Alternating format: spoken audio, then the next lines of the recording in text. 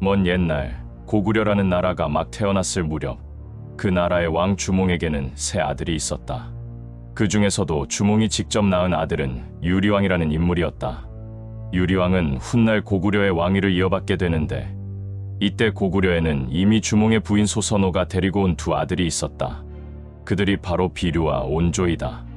비류와 온조는 어릴 때부터 형제처럼 자랐지만 한 가지 마음속에 품은 걱정이 있었다. 그것은 바로 왕위 계승 문제였다. 유리왕이 고구려의 왕이 되자 비류와 온조는 자신들의 자리가 좁아질 것을 걱정했다.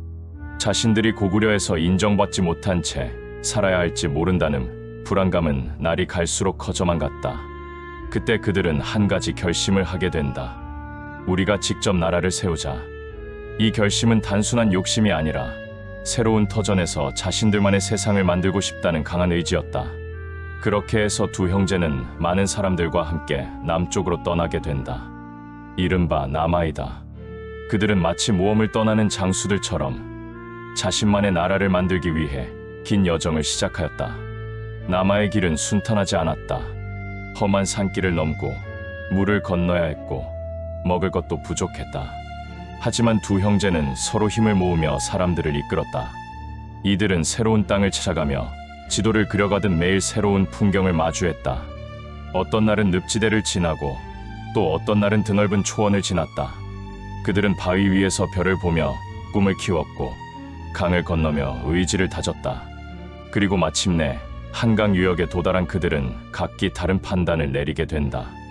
형인 비류는 바닷가 쪽의 땅, 미추홀이 좋다고 생각했다. 비류는 물길을 이용해 배를 띄우고 무역을 하면 번성할 수 있다고 믿었다. 반면 온조는 강과 산이 어우러진 위례성이 나라를 세우기에 적합하다고 보았다. 땅이 비옥하고 방어에도 유리했기 때문이다. 결국 두 형제는 서로 다른 길을 가게 된다. 형인 비류는 미추홀로, 동생 온조는 위례성으로 향한다. 이 결정은 훗날 큰 결과를 낳게 된다. 비류는 미추홀에서 나라를 세우려고 했지만 그곳은 염분이 많고 물이 좋지 않았다. 농사도 어렵고 주민들도 정착하기 힘들었다. 결국 사람들의 불만이 터지기 시작했고 비류는 점점 힘을 잃어갔다. 그는 스스로의 선택을 후회하게 된다. 반면 온조는 위례성에서 마을을 만들고 사람들과 함께 땅을 일구며 점점 나라의 틀을 세워갔다. 주민들은 온조를 신뢰했고 점차 주변 마을들도 그의 지도력 아래 모이기 시작했다. 온조는 결국 위례성에 백제라는 나라를 세우게 된다. 형인 비류는 결국 자신의 판단이 잘못되었음을 인정하고 동생 온조에게 돌아온다. 하지만 마음속 깊은 후회와 아쉬움은 지울 수 없었다. 백성들도 온조의 판단과 리더십을 높이 평가하며 백제를 온조의 나라로 여기게 된다. 이렇게 해서 백제는 고구려의 피를 이어받은 또 하나의 새로운 나라로 한반도 남부에서 빛을 발하게 된다. 처음엔 작은 마을이었지만 지도자의 올바른 판단과 백성들의 단합으로 강한 나라의 씨앗이 싹 튼 것이다. 고구려에서 내려온 비류와 온조는 각자의 판단에 따라 서로 다른 땅을 선택했다. 비류는 서해에 가까이에 있는 미추홀을 선택했고 온조는 한강유역의 위례성을 선택하였다. 이 결정은 두 사람의 삶과 백제라는 나라의 운명을 가르는 중요한 분기점이 되었다. 비류가 도착한 미추홀은 바닷가에 위치한 땅으로 물길이 가까워 외부와의 교류가 쉬운 이점이 있었다. 처음에는 넓은 갯벌과 바다 자원을 활용할 수 있을 것이라는 기대가 컸다. 그러나 곧 그곳에 현실적인 문제가 드러났다. 땅은 짜고 습기가 많아 농사짓기에 적합하지 않았고 식수가 부족했으며 자주 바닷바람과 안개가 끼어 사람들의 생활에 큰 불편을 주었다. 시간이 지날수록 정착민들은 생활에 어려움을 겪었고 불만이 쌓이기 시작하였다. 비류는 이러한 환경을 극복하고자 했지만 자연의 조건을 바꾸는 것은 쉬운 일이 아니었다. 결국 그의 공동체는 점점 약해졌고 주민들의 수는 줄어들었다. 미추홀에서의 정착 시도는 실패로 돌아갔으며 이는 백제 건국의 중심지가 위례성으로 옮겨지는 계기가 되었다. 한편 온조가 이끈 무리는 위례성에 자리 잡았다. 위례성은 한강을 끼고 있어 물자 수송이 용이했고 주변의 평야가 넓게 펼쳐져 있어 농업에 적합한 땅이었다. 강을 따라 물고기가 풍부했고 산과 언덕은 방어에 유리한 지형을 제공하였다. 온조는 그 땅에 정착한 뒤 체계적으로 마을을 정비하고 농지를 개간하면서 백성들과 함께 도읍을 다져나갔다. 온조는 위례성을 단순한 거주지가 아닌 나라의 중심으로 발전시키기 위해 기반 시설을 갖추었다. 농사를 위한 관계 시설을 정비하고 식량을 보관할 창고를 세웠으며 마을의 안전을 위한 방책도 마련하였다. 그의 노력은 백성들에게 신뢰를 주었고 사람들은 자발적으로 그를 따르게 되었다. 시간이 지나면서 위례성은 점차 국가의 중심으로 성장하였다. 온조는 백성들의 생활을 안정시키는 동시에 이들을 다스리기 위한 규범도 마련하였다. 간단한 법률을 만들어 질서를 세우고 공동체 내에서 발생하는 분쟁을 조정하였다. 지도자의 역할을 단순한 명령자가 아닌 보호자이자 조정자로 삼은 온조의 정치는 공동체의 결속력을 더욱 강화하였다. 이로 인해 위례성은 점차 단단한 기반을 갖춘 중심 도시로 자리 잡게 되었다. 한편 미추홀에 남아있던 사람들은 점차 그곳을 떠나 위례성으로 모이기 시작하였다. 생활 조건이 나쁘고 지도자인 비류의 지도력이 약화되면서 사람들은 보다 안정된 삶을 위해 온조의 공동체로 합류하였다. 비류는 점점 외로워졌고 미추홀은 결국 사람들의 기억 속에서 점차 사라져갔다. 온조는 미추홀에서 넘어온 이들을 따뜻하게 받아들였고 그들의 기술과 경험을 위례성의 발전에 활용하였다. 그는 비류의 죽음을 애도하고 형으로서의 명예를 지켜주기 위해 무덤을 세우고 제사를 지냈다. 비록 결과는 달랐지만 백제를 위한 두 형제의 시도는 모두 의미 있는 역사로 기록되었다. 이렇게 위례성은 명실상부한 백제의 수도로 자리매김하였고 온조는 백제의 초대 왕으로서 나라를 세우는 기초를 완성하였다. 고구려의 후손이자 남아한 개척자의 아들로서 온조의 백제는 한강을 품고 성장하기 시작하였다. 백제는 점차 강력한 세력으로 성장하게 되며 위례성의 개척은 그 시작을 알리는 역사적 장면으로 기록되었다. 위례성의 도읍을 정한 온조는 나라의 기초를 튼튼히 다지기 위해 다양한 노력을 기울였다. 가장 먼저 한 일은 사람들의 생활을 안정시키는 것이었다. 농사를 지을 수 있는 땅을 고르고 물길을 정비하여 가뭄이나 홍수에 대비하였다. 백성들은 논밭에서 곡식을 재배하며 점점 풍족한 생활을 하게 되었고 마을에는 웃음소리가 퍼지기 시작하였다. 위례성이 안정되자 온조는 나라의 영역을 넓히기 위해 주변 지역으로 눈을 돌렸다. 당시 한강 유역에는 마한의 여러 소국들이 흩어져 있었다. 마한은 고대 사만 중 하나로 크고 작은 마을들이 따로 왕을 세우고 각자 통치하던 지역이다. 이들은 서로 경쟁하거나 때로는 동맹을 맺으며 힘을 유지하고 있었다. 온조는 이 마한 소국들과 무력으로만 대하지 않았다. 백제를 새로운 중심으로 만들기 위해 때로는 외교를 펼치고 때로는 전투도 감행하였다. 우선 온조는 사신을 보내 친선을 도모하였고 주변 소국들에게 위례성이 풍요롭고 질서 있는 나라임을 알렸다. 일부 소국은 자발적으로 백제에 귀속되었고 새로운 질서 아래 함께 하기를 원했다. 하지만 모두가 백제를 반긴 것은 아니었다. 어떤 소국들은 기존의 권력을 유지하려 하였고 온조의 통합 움직임에 반발하였다. 이에 온조는 군대를 조직하여 적대적인 세력에 대해 방어와 공세를 병행하였다. 그는 불필요한 피해를 줄이기 위해 전략적인 전투를 벌였고 항복한 마을에 대해서는 포용의 자세를 유지하였다. 이러한 과정에서 백제는 점차 마한 지역의 소국들을 통합해 나갔다. 온조는 전쟁보다는 신뢰를 바탕으로 사람들의 마음을 얻는 데 집중하였고 이는 백제의 평판을 높이는 결과로 이어졌다. 백제는 이제 단순한 위례성 하나의 도시가 아닌 여러 마을이 힘을 모은 연합국가로 발전하게 되었다. 국가의 영역이 넓어지자 온조는 행정 체계를 정비하였다. 지방마다 우두머리를 세우고 나라에서 보내는 공문과 명령이 잘 전달되도록 체계를 만들었다. 농사철과 세금, 병력 징집에 이르기까지 하나의 규칙으로 통일하였고 이를 통해 국가의 힘은 점점 강해졌다. 또한 다양한 지역에서 온 사람들이 백제 안에서 함께 살아가게 되었다. 각기 다른 풍습과 언어, 생활 방식이 어우러지며 문화가 더욱 풍성해졌다.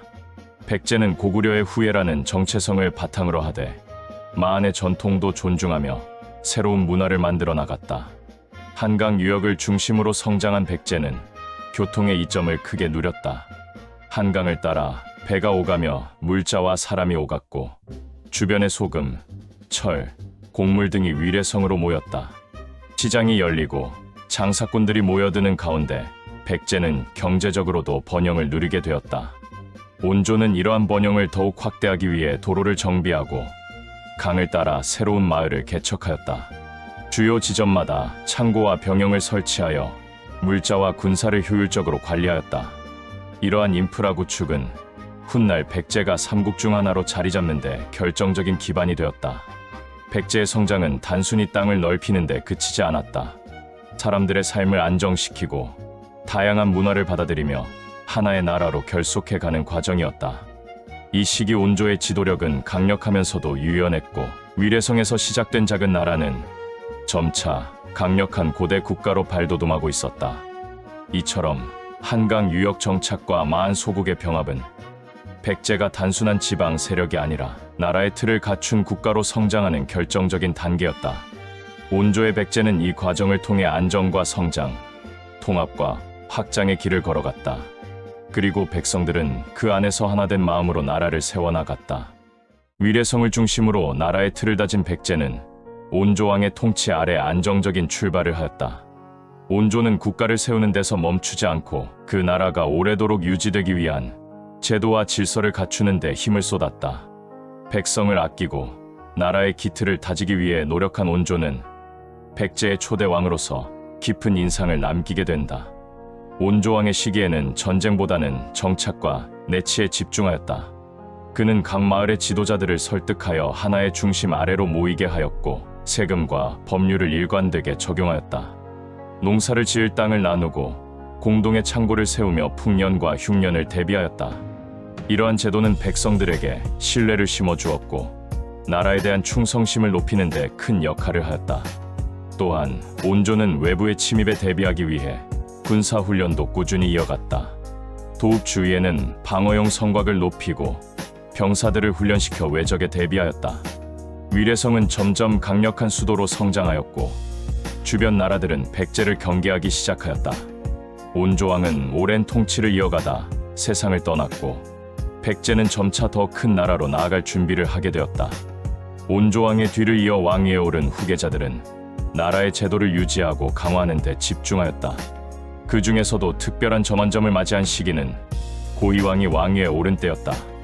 고이왕은 백제의 정치 체계를 크게 정비한 왕으로 평가받는다. 고이왕은 중앙 집권 체제를 강화하여 왕의 권위를 높이고 나라 전체를 하나의 체계 아래 통치할 수 있도록 하였다. 이를 위해 관직 제도를 새롭게 만들고 신하들에게 명확한 역할을 나누었다. 관직에는 각각 임무와 권한이 정해져 있었고 나라의 일이 질서 있게 운영되도록 하였다. 이로써 백제는 단순한 부족 연합이 아닌 법과 제도에 따라 움직이는 정식 국가의 모습을 갖추게 되었다. 고이왕은 또한 문서 행정의 중요성을 인식하고 왕의 명령을 글로 남기고 전달하는 체계를 갖추었다. 이러한 변화는 나라의 운영을 더 효율적으로 만들었고 백성들은 왕의 뜻이 명확히 전달되는 과정을 통해 체계적인 행정을 경험하게 되었다. 한편 고이왕은 문화와 외교에도 관심을 가졌다. 그는 백제를 알리고 외부 세계와 관계를 맺기 위해 주변 국가들과의 교류를 시도하였다. 특히 중국과의 접촉을 통해 문화를 받아들이고 백제의 수준을 높이려는 시도를 하였다. 이러한 외교는 단순한 무역을 넘어서 백제가 동아시아 문명권 안으로 본격적으로 들어가는 계기를 마련해 주었다. 국가 내부적으로는 예절과 의식이 정비되었고 왕실 중심의 종교 의식도 자리 잡기 시작하였다. 왕의 권위는 하늘과 연결된 신성한 존재로 인식되었고 이를 통해 왕권은 더욱 강해졌다. 사람들은 왕의 명령을 신의 뜻처럼 따르게 되었고 백제의 정치는 하나로 통일되어 갔다. 온조왕과 고이왕 시대는 백제의 초기 왕권이 안정되고 강화되는 중요한 시기였다. 이 시기에 백제는 국가의 중심을 분명히 세웠고 질서와 제도를 바탕으로 강력한 통치 체계를 완성해 나갔다. 국가의 근간이 되는 행정과 군사, 문화, 외교가 모두 기틀을 갖추었고 이 모든 것이 이후 백제가 삼국 중 하나로 성장하는 데 든든한 바탕이 되었다. 이처럼 백제의 초기 왕들은 단순히 땅을 넓히는 데서 끝나지 않고 나라의 속을 튼튼히 채워나갔다. 백성들은 안정 속에서 삶을 꾸려나갈 수 있었고 나라는 외부의 떳떳한 모습을 갖추게 되었다. 백제는 이제 한강의 작은 마을을 넘어서 동방의 강국으로 도약할 준비를 마친 셈이었다.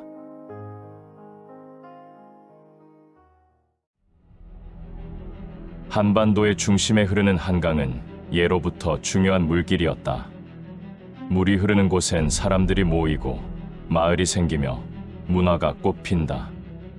백제는 이런 한강을 품에 안으며 새로운 시대를 맞이했다. 초기 백제의 중심은 지금의 서울 지역인 위례성이었으나 백제의 영토가 넓어지고 인구가 증가하면서 더 큰 변화가 필요했다. 이에 백제는 한강 유역을 중심으로 국가의 근간을 새롭게 다지기 시작하였다. 이 변화의 중심에는 고이왕이라는 인물이 있었다. 그는 백제 8대 왕으로 기원 후 234년에 즉위하여 약 52년간 나라를 다스렸다. 고이왕은 단순히 땅을 넓히는 왕이 아니었다. 그는 나라를 어떻게 운영해야 강한 나라가 될 수 있는지를 깊이 고민한 정치가였다.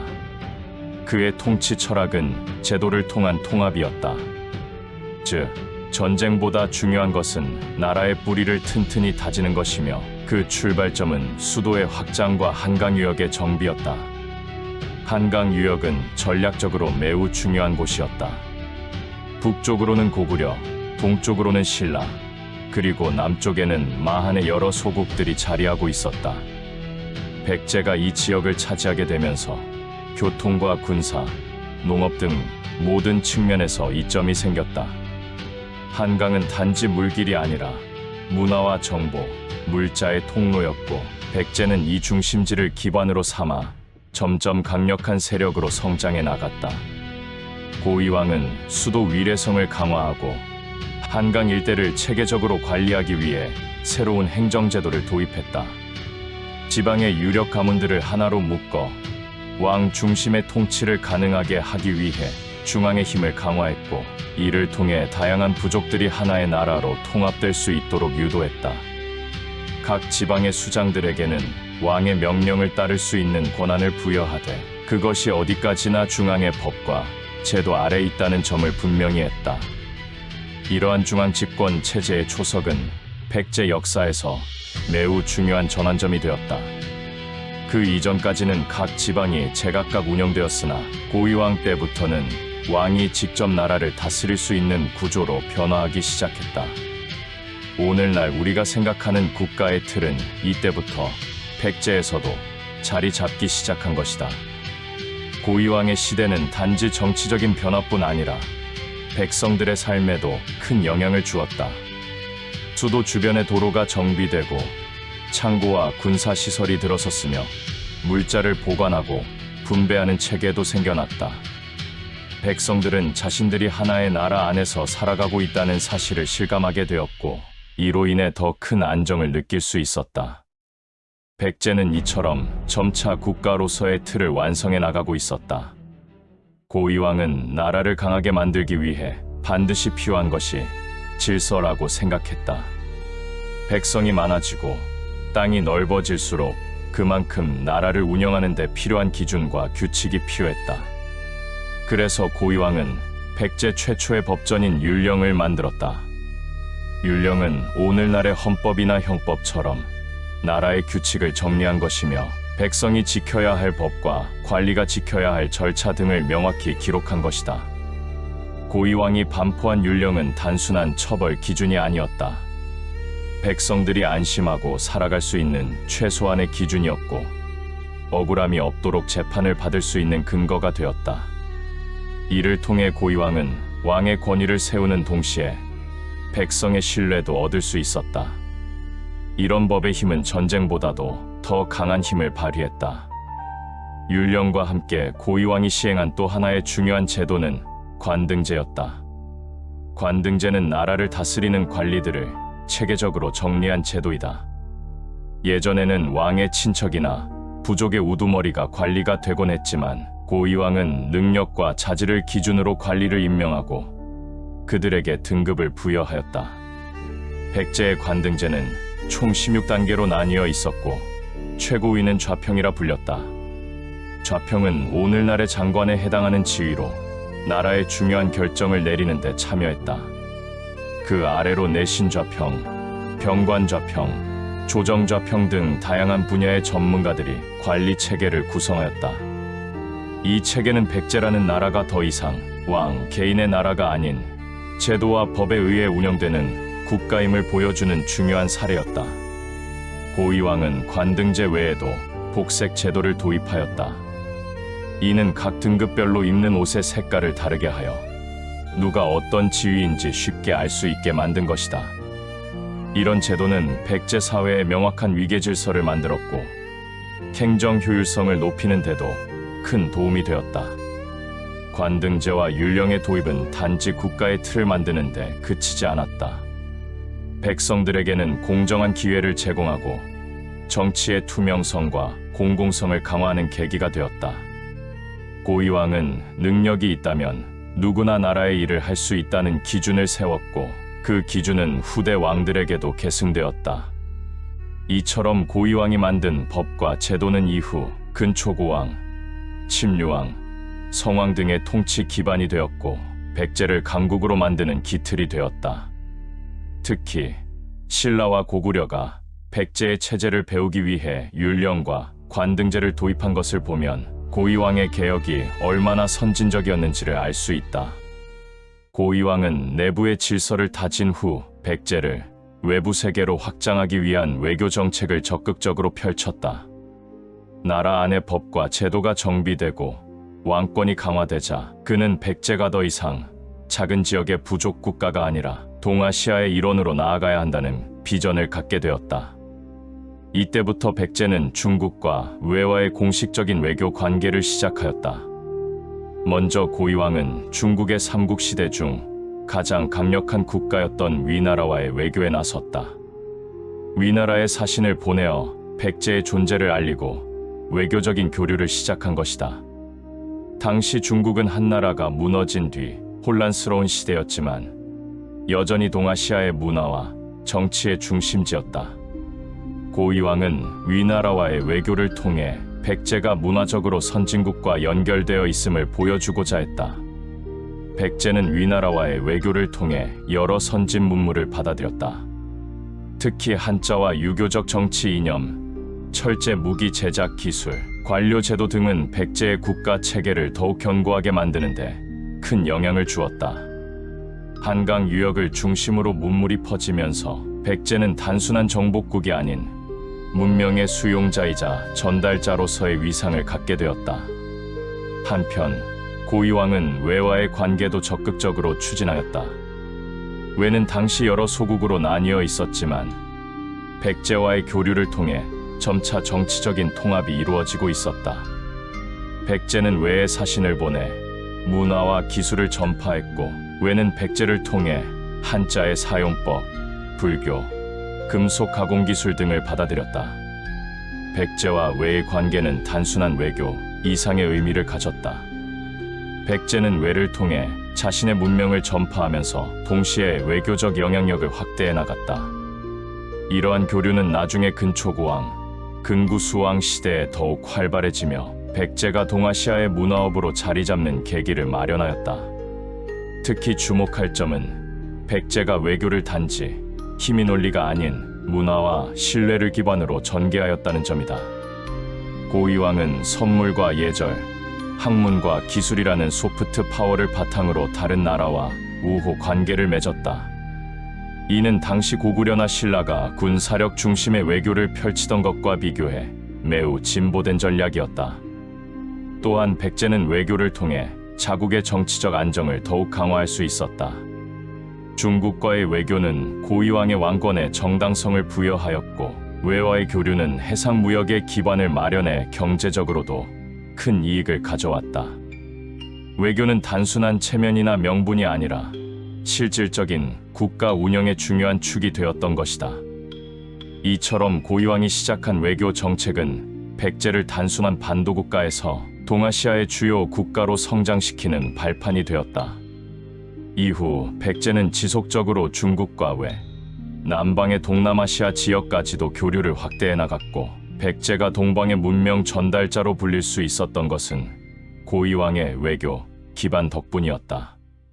고이왕은 긴 시간 동안 나라를 다스리며 백제의 정치적, 사회적, 문화적 기반을 단단히 다졌다. 그가 이룬 제도 개혁과 외교 정책은 이후 백제가 대외적으로 팽창하고 내적으로 안정을 이루는데 매우 중요한 토대가 되었다. 이러한 기반 위에서 근초고왕은 전성기를 열 수 있었다. 고이왕이 마련한 율령과 관등제는 단순한 법과 행정제도에 그치지 않았다. 그것은 능력에 따라 인재를 등용하는 문을 열었고 중앙의 명령이 지방까지 똑같이 적용될 수 있도록 했다. 이는 근초고왕이 대규모 원정과 정복 전쟁을 펼칠 수 있는 강한 국가 시스템의 바탕이 되었다. 또한 고이왕은 국가 운영에 있어 혈연이 아닌 능력 중심의 인사 체계를 정착시키려 했다. 이는 왕권을 강화하는 동시에 지방 세력을 억제하고 중앙 집중화를 실현하는 데 효과적이었다. 이러한 구조 덕분에 근초고왕 시대에는 왕이 전권을 쥐고 군사와 정치를 운영할 수 있었으며, 이는 남쪽 만을 정복하고 낙랑과 대방까지 세력을 넓히는 결과로 이어졌다. 외교적으로도 고이왕이 열어놓은 길은 근초고왕에게 많은 이점을 주었다. 이미 중국과 일본의 백제의 존재는 널리 알려져 있었고 그들과의 관계가 우호적으로 유지되면서 교역과 문화 교류가 활발해졌다. 근초고왕은 이 기반 위에서 해상 무역을 더욱 확장하였고 백제를 해양 왕국으로 만드는 데 성공하였다. 고이왕은 군사력 강화에도 힘썼다. 무기 제작 기술을 발전시키고 한강 유역의 방어 거점을 마련하였다. 이러한 준비는 훗날 근초고왕이 고구려의 평양성까지 공격할 수 있는 군사력을 갖추는 데 결정적인 역할을 했다. 또 고이왕은 각 지역에 병영을 설치하고 군사훈련을 제도화함으로써 나라의 외적 침입에 대응할 수 있는 체계를 만들었다. 문화적으로도 고이왕 시대의 백제는 성숙해졌다. 외래 문화를 단순히 수용하는 것을 넘어서 백제 고유의 문화로 소화하고 발전시켜 나갔다. 이는 백제의 건축, 도자기, 복식, 문자 체계 등에서 뚜렷이 나타났으며 근초고왕 시대의 찬란한 문화 발전으로 이어졌다. 이처럼 고이왕은 단지 한 시대의 왕이 아니었다. 그는 백제라는 나라가 성장할 수 있는 뿌리를 마련한 기반의 왕이었다. 그의 개혁은 오늘날로 치면 국가 시스템을 전면 재설계한 수준이었다. 왕이 단독으로 나라를 다스리는 시대에서 제도와 법, 외교와 문화가 함께 움직이는 체계로의 전환을 이끌어낸 것이다. 그의 뒤를 이은 왕들과 특히 근초고왕은 이 기반 위에서 백제를 진정한 강국으로 만들었다. 고이왕의 업적은 근초고왕 시대의 찬란한 백제를 가능하게 한 기둥이 되었고 부세에도 귀감이 되는 통치자의 모습으로 남았다.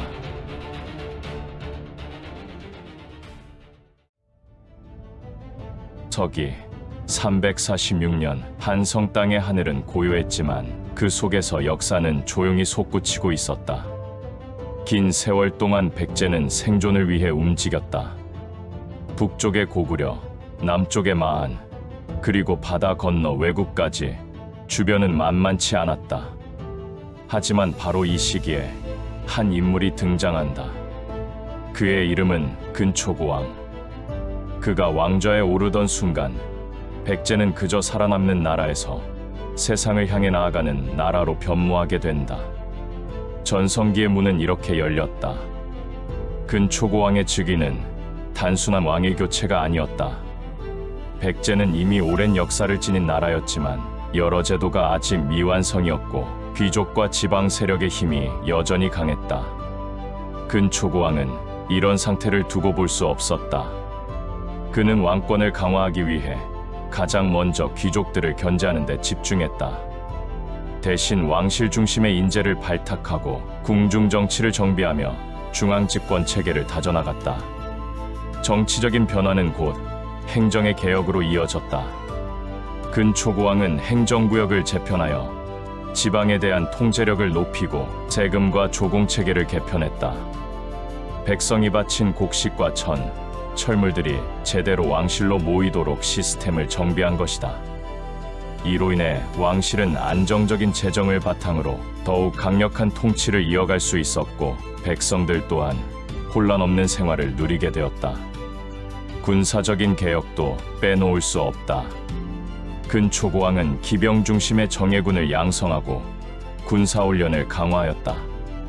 특히 보병과 기병의 협동 전술, 지형을 활용한 방어 전략, 보급로 확보를 위한 물류체계 구축 등 매우 실용적인 군사체계를 마련했다. 이는 이후 펼쳐질 고구려와의 전쟁, 해상정벌 등의 결정적인 힘이 된다.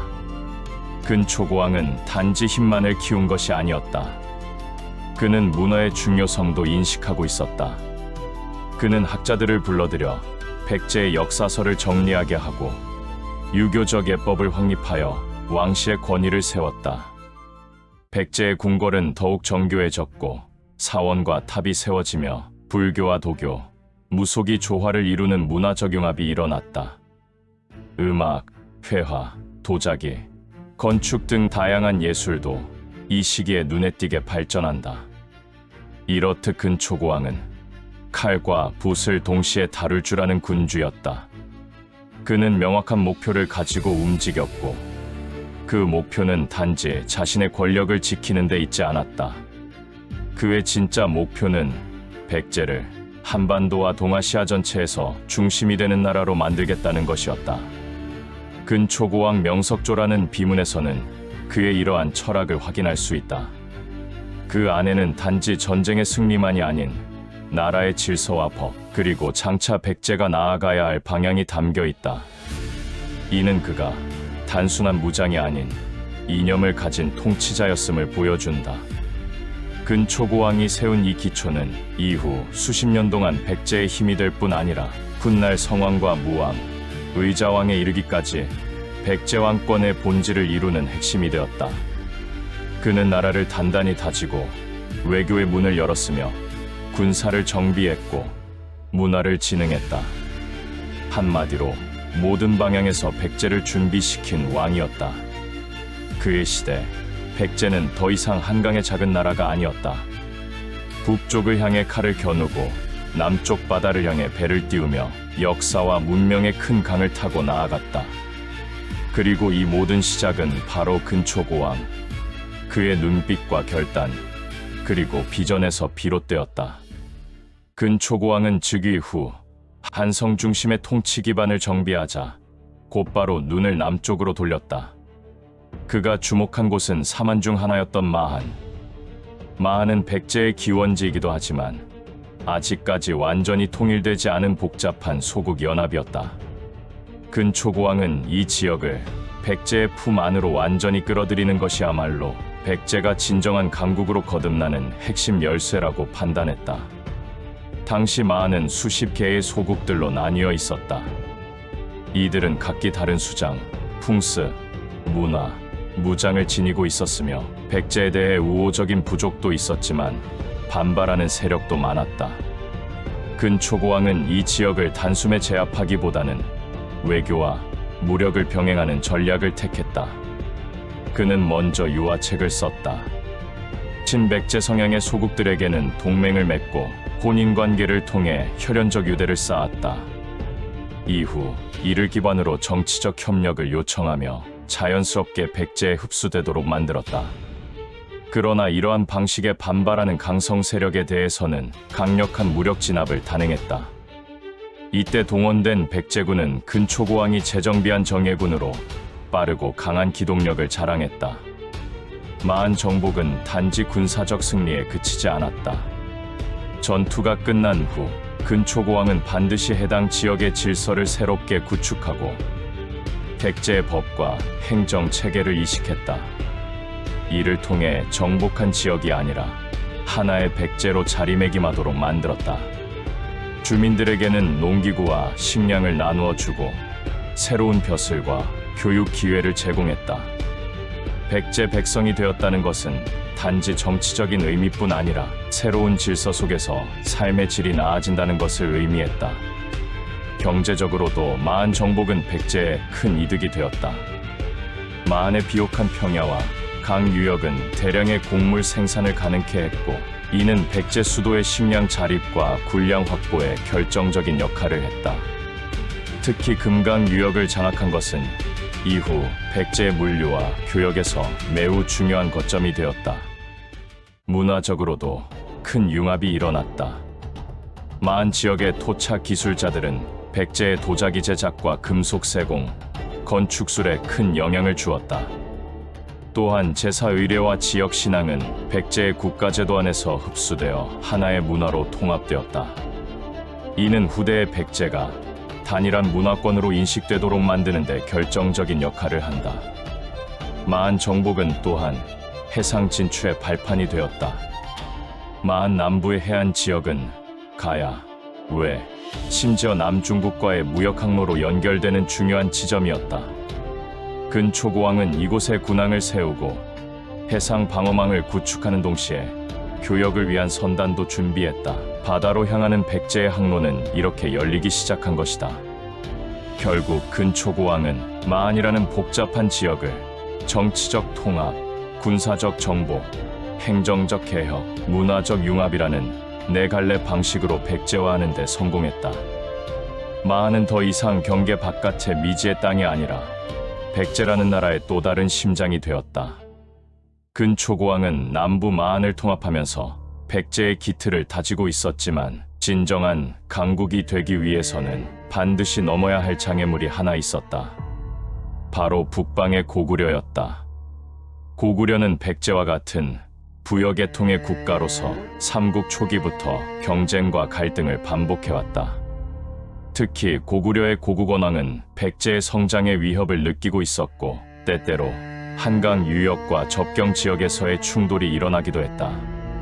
이 복잡한 갈등의 씨앗은 마침내 4세기 후반 전면전으로 불붙게 된다. 근초고왕은 단순한 영토 확장이 아닌 고구려라는 숙적을 제압함으로써 백제의 위상을 동북아에 드러내고자 했다. 그는 고구려의 내정이 어수선하고 주변 부족과의 갈등으로 군사력이 분산된 틈을 정확히 파악했다.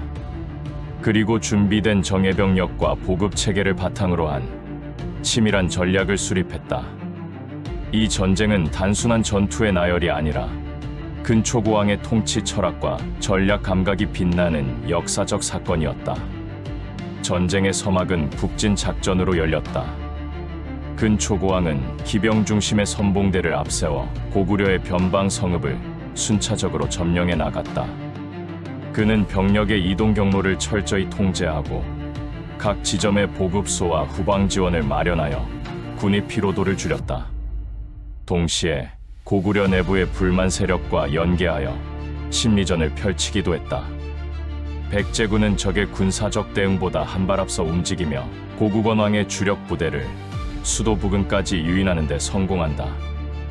백제군이 고구려 수도 국내성 부근에 도달했을 때 전세는 이미 백제에게 유리하게 기울어 있었다. 그러나 고국원왕은 직접 군을 이끌고 맞서 싸울 것을 선택한다. 그는 왕위 채통과 고구려의 명예를 지키기 위해 전장에 나섰고, 국내성 외곽에서 양측의 대군이 충돌하게 된다. 이 전투는 371년에 벌어진 평양성 전투로 삼국사기와 삼국유사, 그리고 고대 중국 사서에서도 언급되는 대규모 충돌이었다. 격렬한 전투 끝에 백제군이 결정적인 승리를 거두고 고구려 왕, 고국원왕이 전사하는 일이 벌어진다. 당시 왕이 직접 전사하는 일은 매우 드문 일이었으며, 이로 인해 고구려는 큰 혼란에 빠지게 된다. 백제는 승리를 거둔 후에도 자만하지 않고 즉시 군을 정비하여 고구려의 보복에 대비하였다. 또한 포로가 된 고구려 병사들을 인도적으로 대우함으로써 도덕적 우위를 확보하고 국제적으로 백제의 위신을 높였다. 이 전쟁은 단지 백제의 승리로 끝난 것이 아니라 이후 삼국 간의 힘의 균형을 완전히 재편하는 전환점이 되었다. 백제는 단순히 남부 강국이 아닌 고구려와 대등하거나 그 이상의 존재로 인정받기 시작했다. 특히 이 승리는 동아시아 외교 무대에서 백제의 입지를 높이는 계기가 되었다.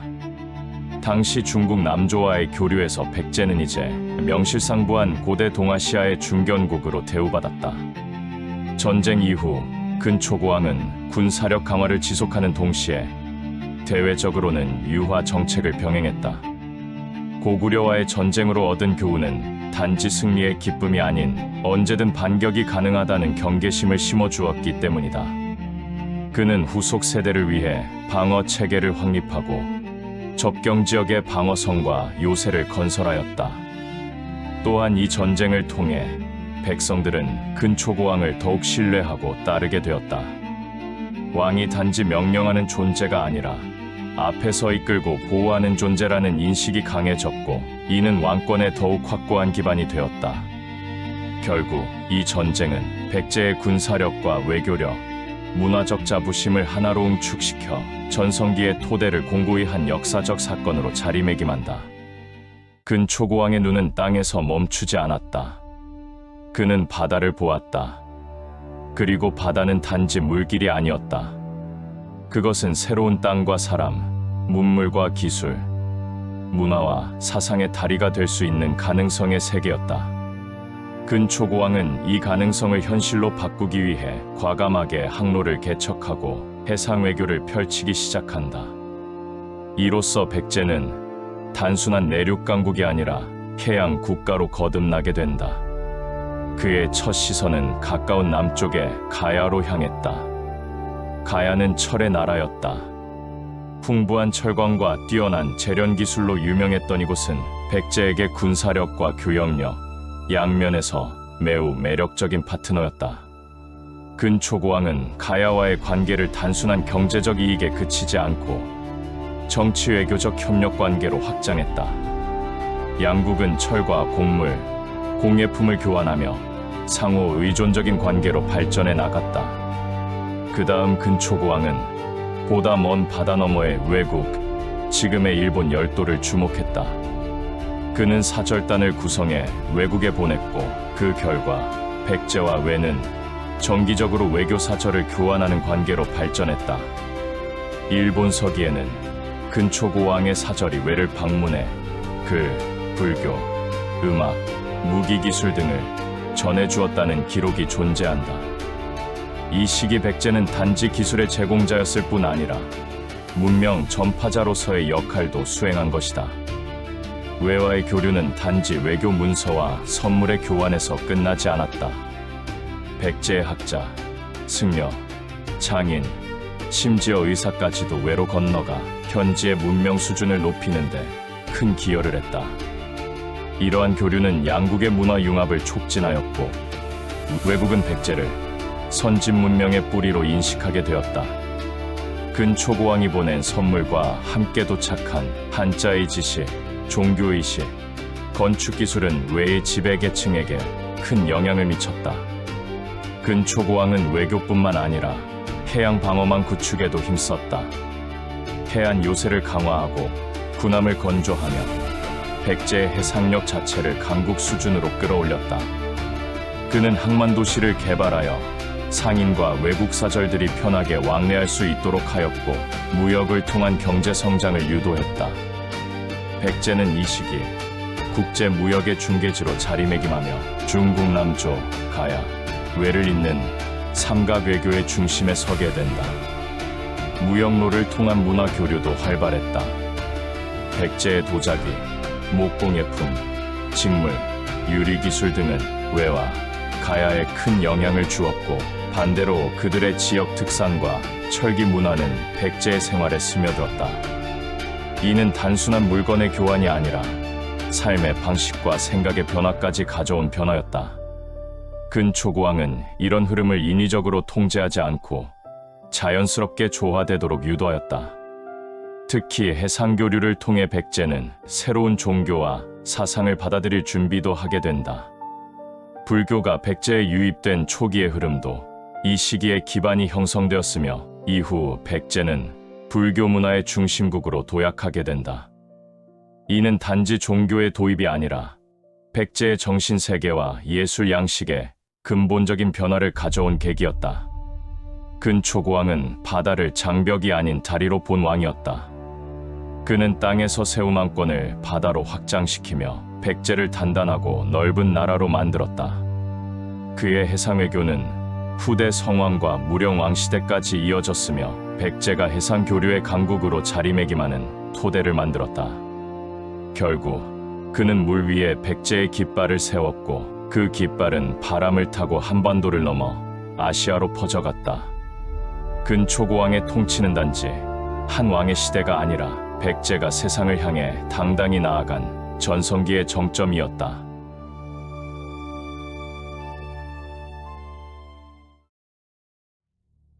시간은 서기 475년. 백제의 하늘이 붉게 물든 그 해 여름. 역사는 거대한 소용돌이 속으로 빨려 들어간다.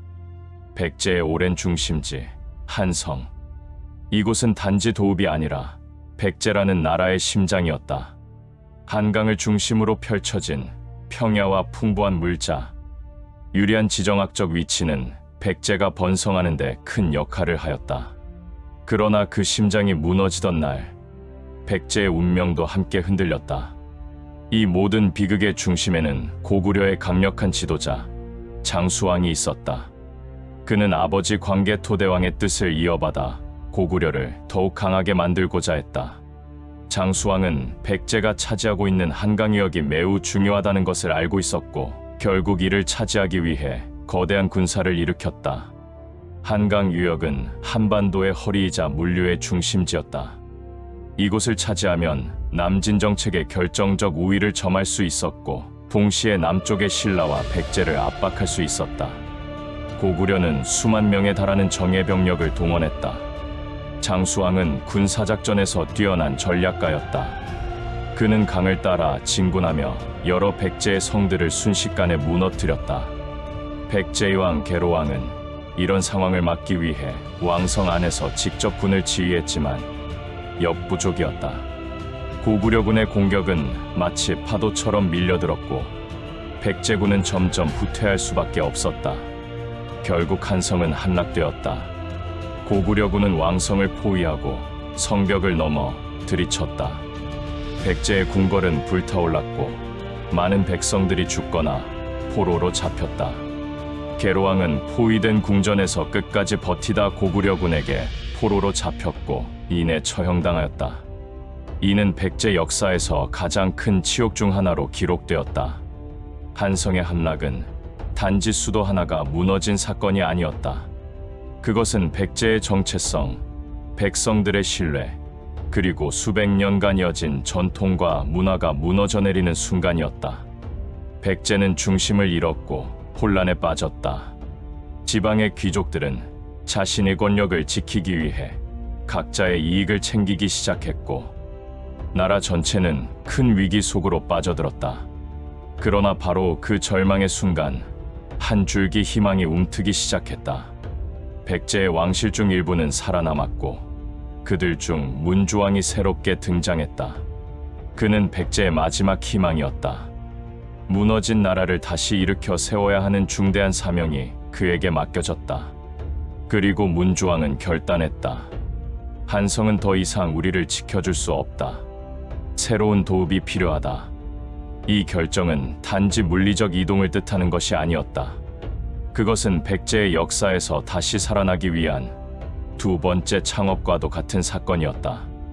문주왕은 수도를 남쪽의 웅진, 지금의 공주로 옮기기로 한다. 이 결정은 백제의 생존을 건 도박이었지만 결과적으로 나라를 다시 일으켜 세우는 전환점이 되었다. 웅진은 산과 강으로 둘러싸여 방어에 유리했고 남쪽에서 살아남은 백성들이 모이기 좋은 지점이었다.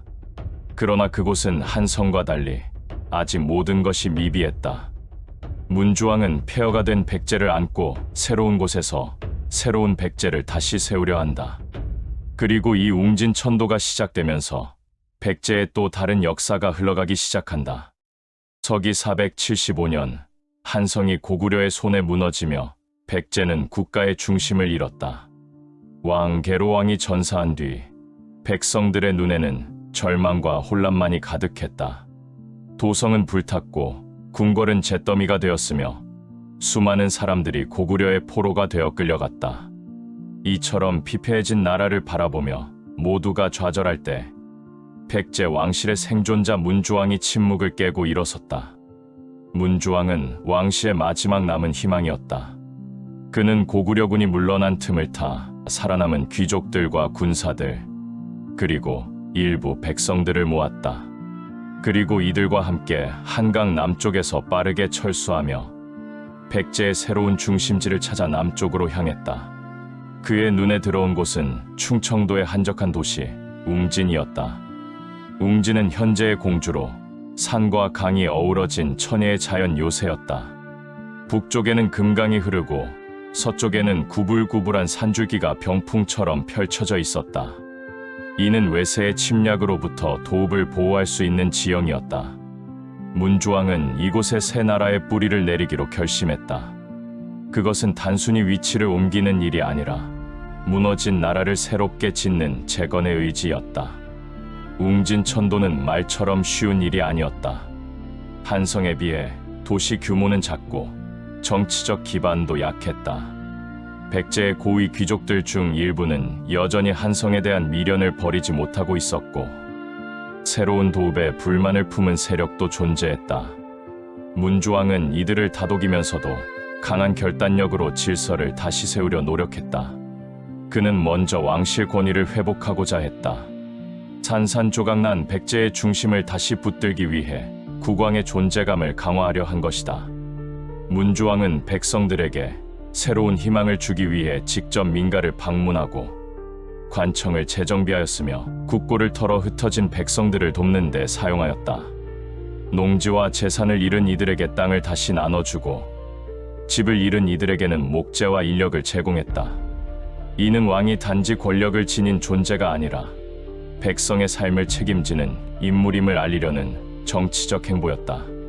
왕실의 신뢰 회복을 위해 문주왕은 지방 귀족들과의 타협도 추진했다.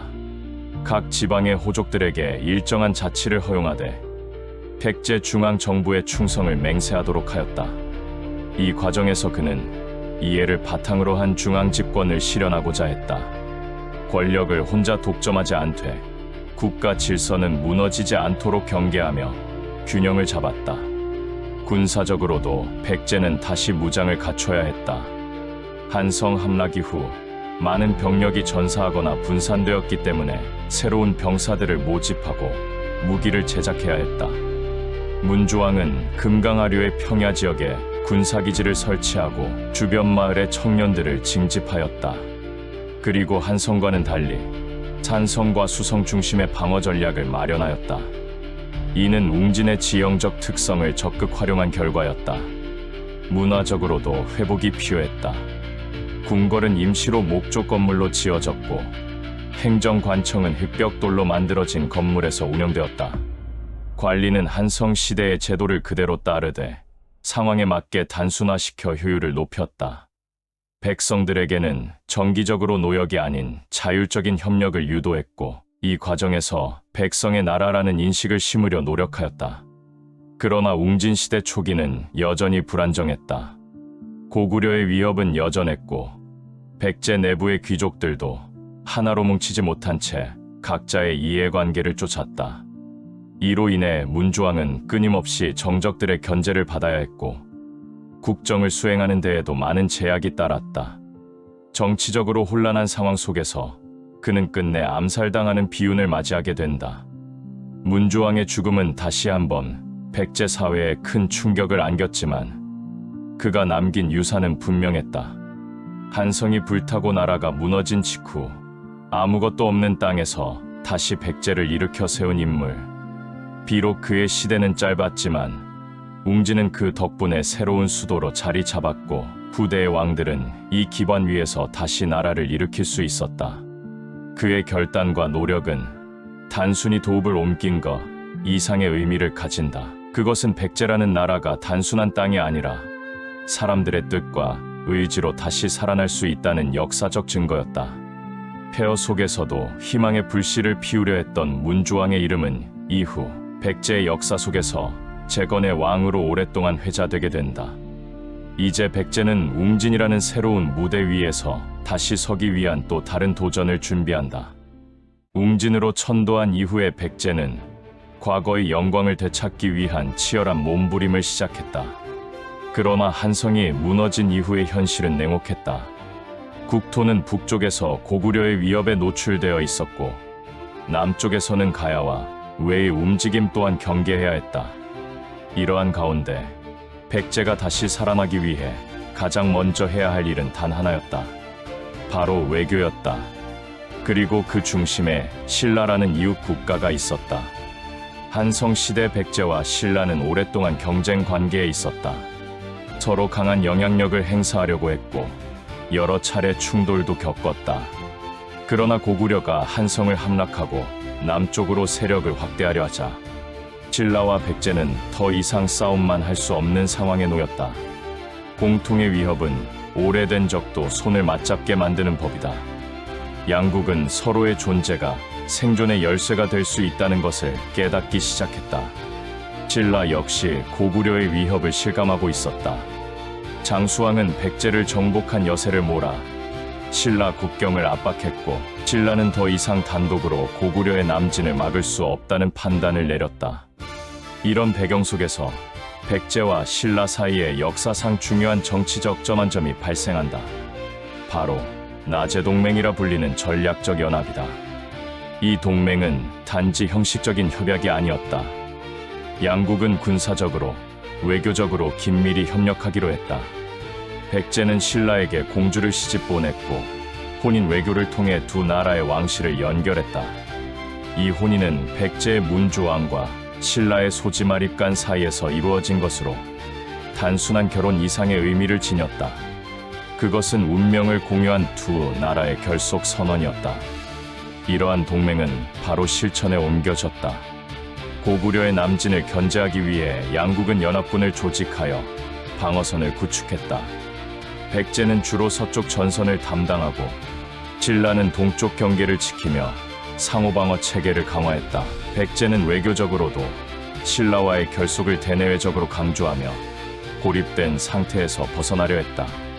동맹은 군사 분야를 넘어 문화와 경제에도 영향을 미쳤다. 백제는 당시 한반도에서 가장 발달된 문화를 가진 나라였다. 불교, 목공예, 금속 기술, 도자기 등 다양한 분야에서 백제는 신라보다 앞서 있었으며 이런 문화를 적극적으로 신라에 전해주었다. 백제에서 신라로 넘어간 유교 사상과 불교 사상은 이후 신라의 국가 체제와 교육 제도에 깊은 영향을 끼쳤다. 특히 불교는 이 시기 두 나라 사이에서 문화적 가교 역할을 했다. 백제에서 파견된 고승과 승려들은 신라의 사찰을 세우고 불경을 전했다. 이는 단순한 종교 전파가 아니라 백제의 사상과 세계관을 신라에 주입하는 일이기도 했다. 한편 신라도 백제와의 교류를 통해 문자의 활용, 제도 정비, 건축 기술 등에서 큰 자극을 받았다. 나제동맹은 군사적 이익을 넘어선 문명과 문명의 연결이었다. 하지만 동맹이라고 해서 모든 것이 순탄했던 것은 아니었다. 실제로 백제와 신라 사이에는 외교적 계산과 속내가 달랐던 경우가 많았다. 백제는 동맹을 통해 한강 유역의 영향력을 회복하길 원했고 신라는 이 동맹을 발판 삼아 점차 독자적인 성장 기반을 마련하고자 했다. 이처럼 같은 외교 전략 속에서도 서로 다른 목적이 존재했지만 당시에는 그것을 드러내지 않고 전략적 인내를 유지했다.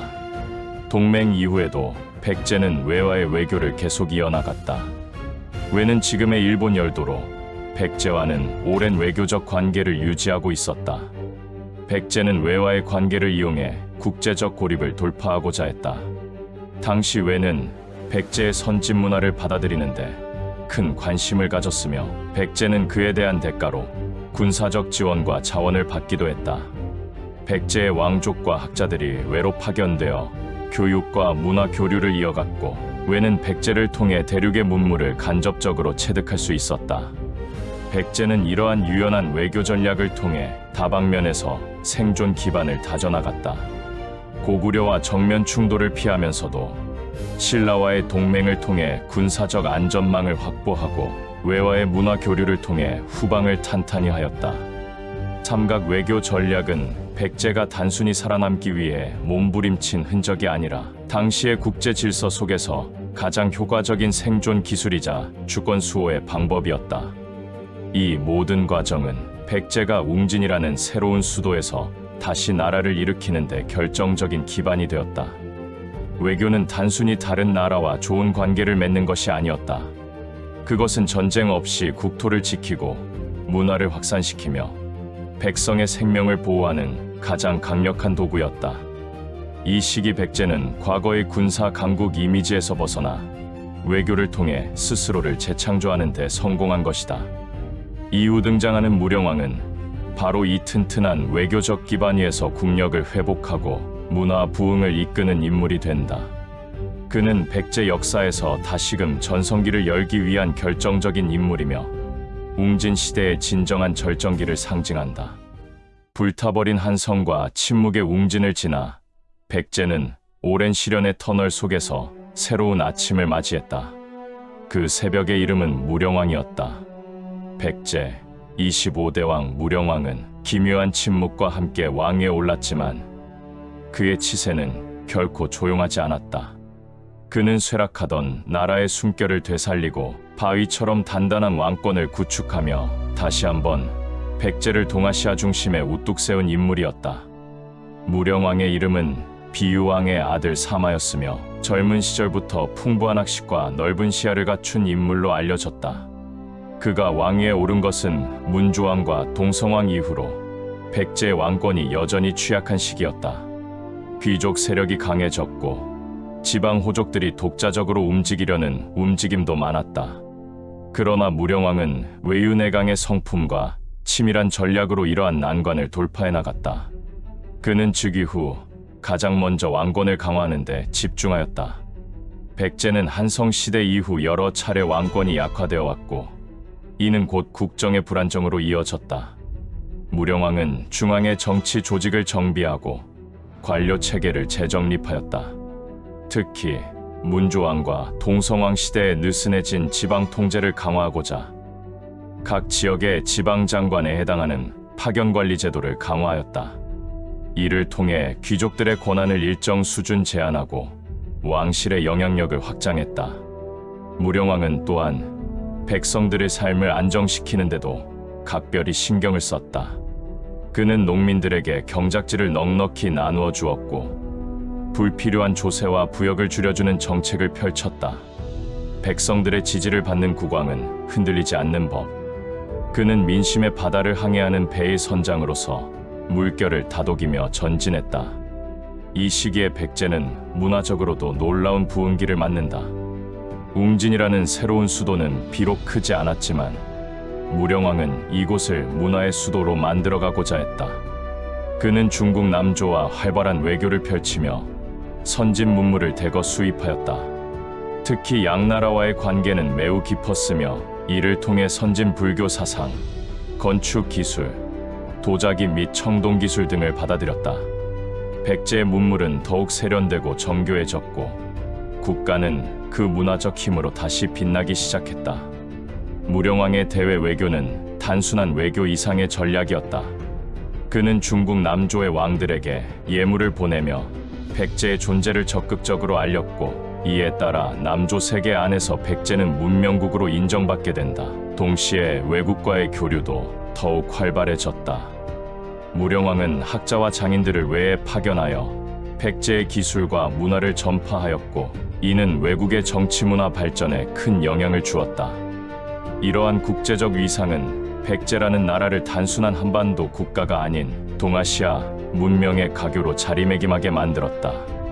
무령왕 시대의 문화를 대표하는 상징적인 유산은 단연 무령왕릉이다. 이 왕릉은 현재까지 남아있는 백제 왕릉 중 유일하게 주인공이 정확히 확인된 무덤으로 그의 위대한 통치와 문화적 안목을 생생히 보여준다. 무령왕릉은 중국 남조의 양식을 따르면서도 백제만의 독특한 미감을 품고 있다. 그 내부에는 고급 도자기, 금관, 명문석 등 다양한 유물이 출토되었고 이들은 백제가 얼마나 고도화된 문명을 지녔는지를 보여주는 귀중한 자료가 되었다. 종교적 측면에서도 무령왕은 불교 진흥에 큰 힘을 쏟았다. 그는 사찰을 세우고 승려들을 후원했으며 불교 경전을 수입하고 백성들에게 불심을 권장하였다. 불교는 단순한 종교를 넘어 백성들에게 심리적 안정과 공동체 의식을 주는 중요한 문화적 자산이었다. 무령왕은 이를 국정 운영에 적극 활용하며 종교와 정치를 조화롭게 이끌었다. 국방력 강화 또한 무령왕의 주요 과제 중 하나였다. 그는 고구려의 위협에 대비하여 금강 유역의 군사 기지를 확충하고 국경 방어를 위한 성곽을 보수했다. 특히 수군의 강화를 통해 서해의 항로를 장악하고 해상무역과 외교활동의 안정성을 도모하였다. 이처럼 무령왕은 단순히 문화의 왕이 아닌 정치와 외교, 군사에 있어 균형 감각을 지닌 명군이었다. 그의 치세는 22년간 지속되었고 백제는 이 시기 동안 내외적으로 큰 안정을 이루었다. 국가는 질서와 활력을 되찾았고 백성들은 더 이상 피난민이 아닌 국민으로서의 삶을 살기 시작했다. 정치와 문명이 조화를 이루고 국가의 자존심이 회복되는 시기. 무령왕 시대는 단순한 회복이 아닌 백제라는 이름의 재건이자 부활이었다. 무령왕이 남긴 가장 큰 유산은 이제 백제도 다시 일어설 수 있다는 믿음이었다.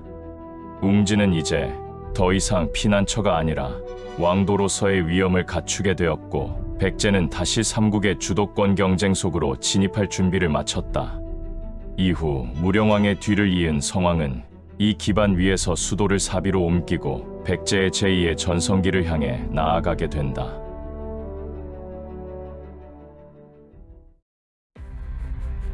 백제는 한때 찬란했던 나라였다. 한강 유역에 자리한 한성을 수도로 삼아 고구려, 신라와 어깨를 나란히 하며 삼국의 중심에 있었다. 그러나 고구려의 공격으로 한성이 함락되고 백제는 수도를 잃었다. 나라의 심장이 무너졌고 왕이었던 계로왕은 포로가 되어 죽음을 맞이했다. 한강을 잃은 백제는 무릎 꿇은 나라가 되었고 모든 것이 끝난 듯 보였다.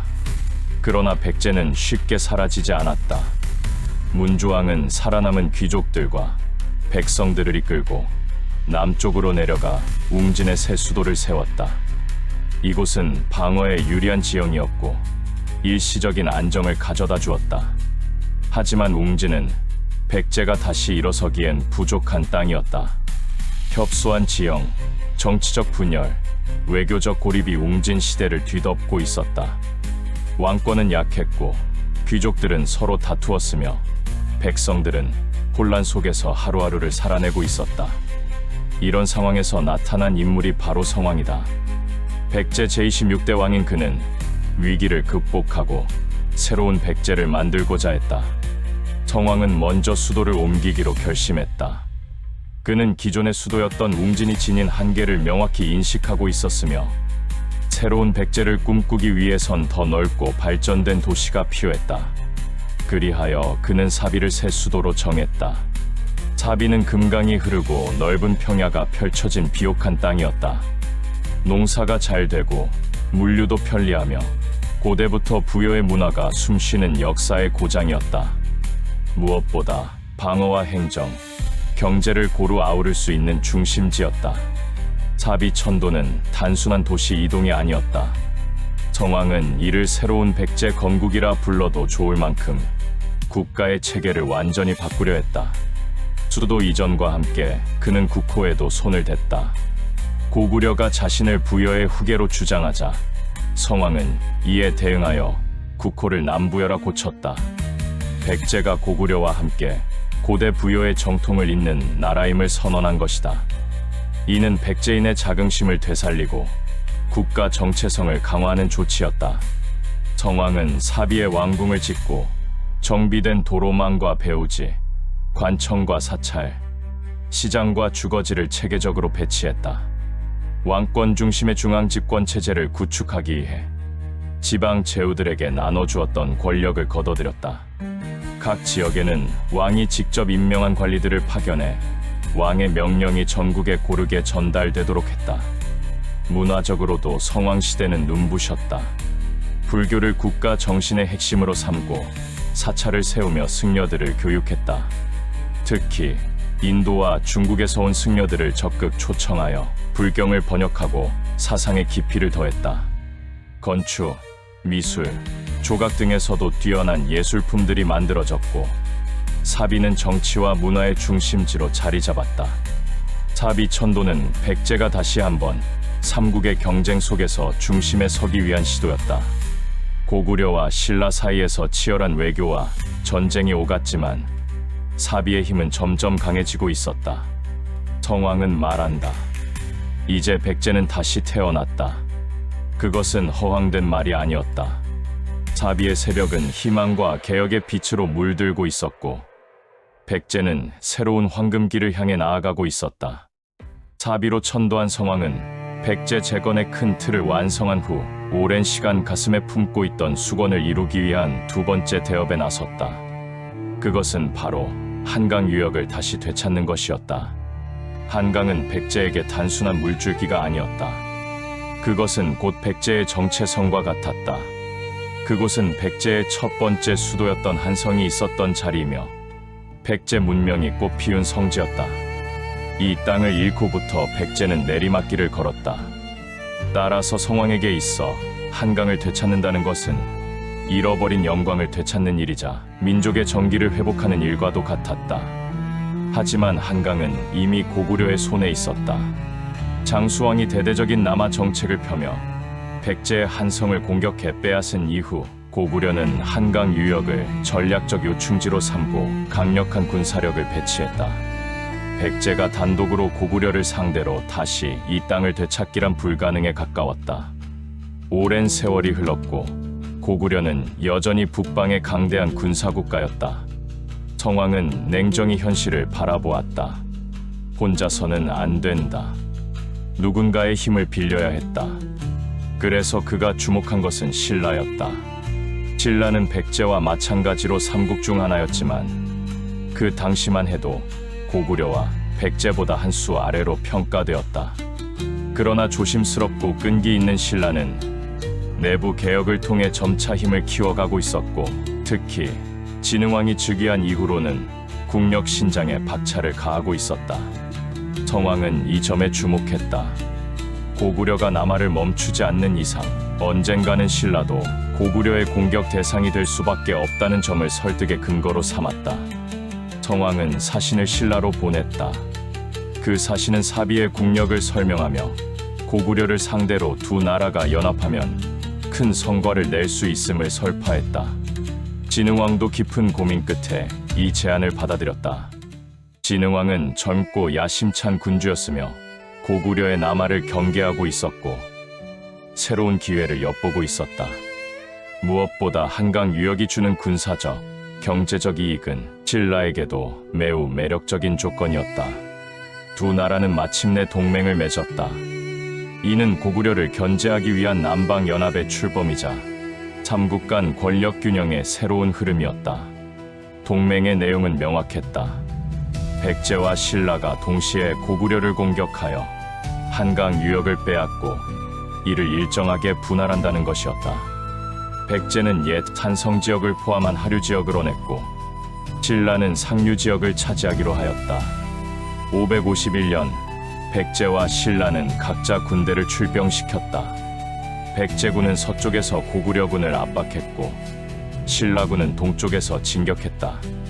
이들은 서로 연계하며 수많은 격전을 치렀다. 고구려는 초기에 강하게 저항했지만 예상치 못한 양면전선에 고전하기 시작했다. 특히 장수왕이 세상을 떠난 후 고구려 내부가 다소 흔들리는 시기였던 점도 두 나라에게 유리하게 작용했다. 1년 이상의 전투 끝에 마침내 한강 유역 대부분을 고구려로부터 탈환하는 데 성공했다. 백성들은 열광했다. 특히 백제 백성들은 왕께서 한강을 되찾으셨다는 소식에 눈물을 흘리며 감격했다. 성왕도 감회가 깊었다. 그는 아버지의 시대에 잃었던 땅을 아들의 손으로 되찾았다는 역사적 운명 앞에서 하늘을 올려다보았고 오랫동안 말없이 앉아 있었다는 일화도 전해진다. 그러나 진정한 시련은 바로 그 직후 시작되었다.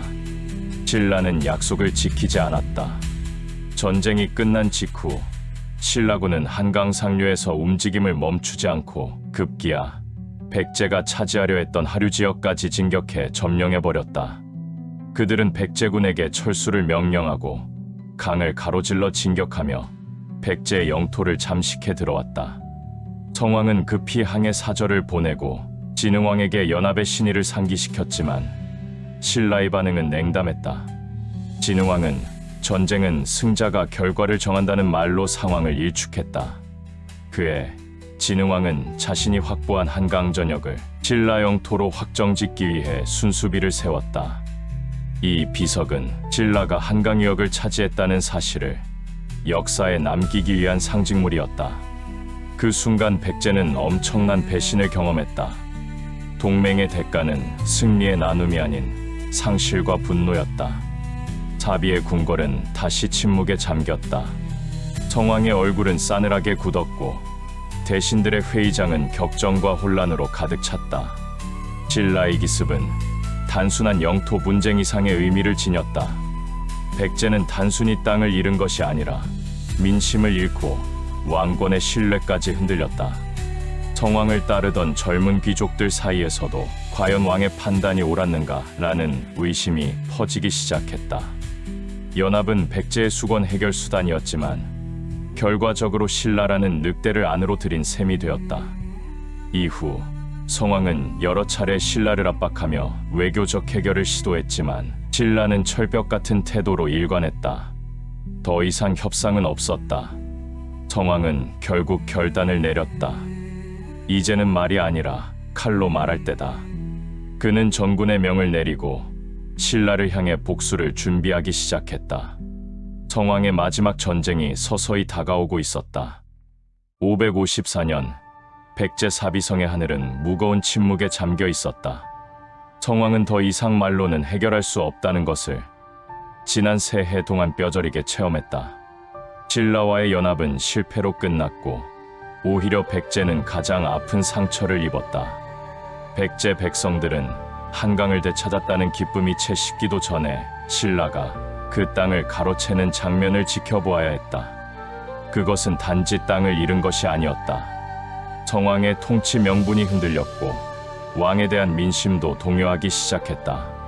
신라는 한강 유역을 장악하고 북한산 순수비를 세워 자신의 영토임을 선포했다. 이는 백제 입장에서는 조롱이나 다름없었다. 백제가 싸워서 얻은 결과를 신라가 빼앗고 그것을 자랑스레 돌에 새긴 것이다.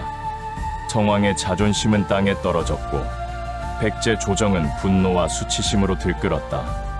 특히 성왕을 지지하던 개혁파 귀족들은 이대로는 안 된다고 목소리를 높이기 시작했다. 보복이 필요했다. 신라를 단죄해야만 백제의 명예를 되찾을 수 있었다. 554년 성왕은 마침내 결단을 내렸다. 5만 대군을 직접 이끌고 신라를 공격하기로 한 것이다.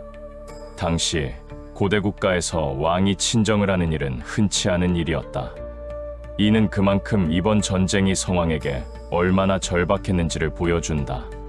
그는 단순히 군사 작전이 아니라 명예 회복을 위한 성전을 준비하고 있었다. 성왕의 최종 목표는 신라의 중심부였다. 그 중에서도 관산성은 신라와 백제의 접경에 위치한 전략적 요충지로 신라를 견제할 수 있는 중요한 군사 기지였다. 이곳을 점령하면 신라의 수도까지 위협할 수 있었다. 성왕은 관산성을 돌파구로 삼아 진흥왕에게 뼈아픈 타격을 줄 계획이었다. 백제군은 기세등등하게 북상했다. 성왕은 자신이 직접 군대를 이끌고 진군하며 병사들을 독려했다.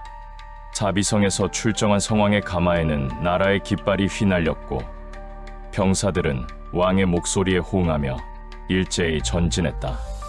백제의 국군을 걸고 펼쳐지는 이 작전은 단순한 국경 분쟁이 아닌 백제 전체의 명예를 건 일전이었다. 하지만 신라 또한 손 놓고 있지 않았다. 진흥왕은 백제의 움직임을 빠르게 포착하고 관산성 인근의 대규모 병력을 집결시켰다. 특히 그는 명장 이사부에게 병력을 맡겨 매복을 준비시켰다.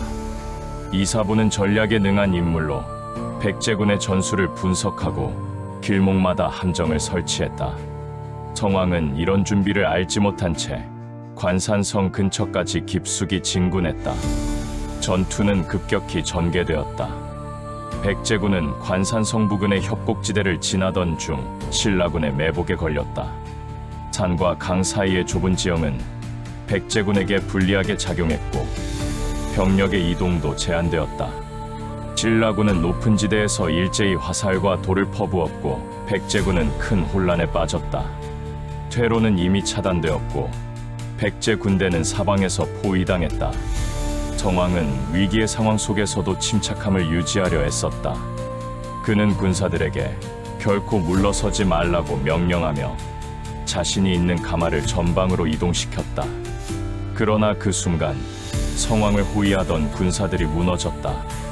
적의 화살이 빗발치듯 날아왔고 성왕의 가마는 큰 충격을 받았다. 사방에서 병사들이 쓰러지고 왕의 진영은 무너져 내렸다. 성왕은 부상당한 채 가마에서 끌려나와 혼란 속에서 도망치려 했지만 곧 신라군에게 포위되었다. 성왕은 포로가 되었고 그 자리에서 참수되었다. 백제의 국왕이 전장에서 목숨을 잃은 것이다. 그의 시신은 신라 병사들에 의해 훼손되었고 왕의 표식을 가진 깃발은 찢겨 땅에 떨어졌다. 백제군은 지휘자를 잃고 흩어졌고 남은 병력은 패주하였다. 이 충격적인 소식은 곧 사비에 전해졌다. 백제 조정은 깊은 충격에 빠졌다. 국왕의 시신은 돌아오지 못했고 조정은 상복을 입은 채 삼엄한 분위기 속에서 성왕의 명복을 빌었다. 성왕의 전사 소식은 곧 백제 전역에 퍼졌고 백성들은 공포와 절망 속에 빠졌다. 우리 왕이 죽었다는 말은 백제 사람들에게 더 이상 지켜줄 이가 없다는 절망의 신호였다. 관산성 전투는 단지 하나의 패배로 그치지 않았다. 이는 백제 왕권의 정통성을 송두리째 흔드는 사건이었다. 성왕은 개혁과 도약을 이끌던 지도자였으며 그의 통치는 백제 재건의 중심축이었다.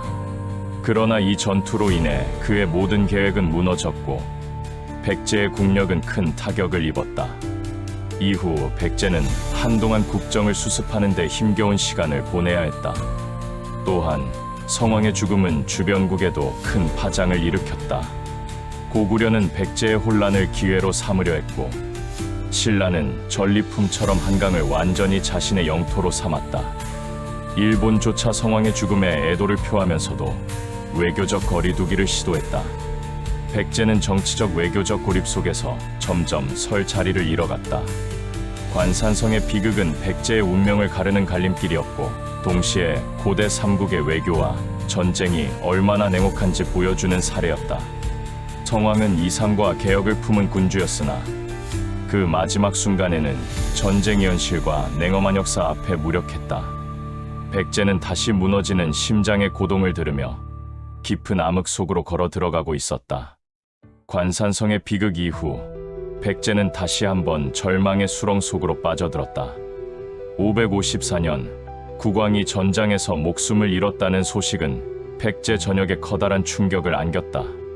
그가 나라를 직접 이끌고 출전했다는 사실은 백성들의 가슴에 뜨거운 감동을 주었지만 왕이 끝내 돌아오지 못했다는 사실은 찬물처럼 냉혹했다.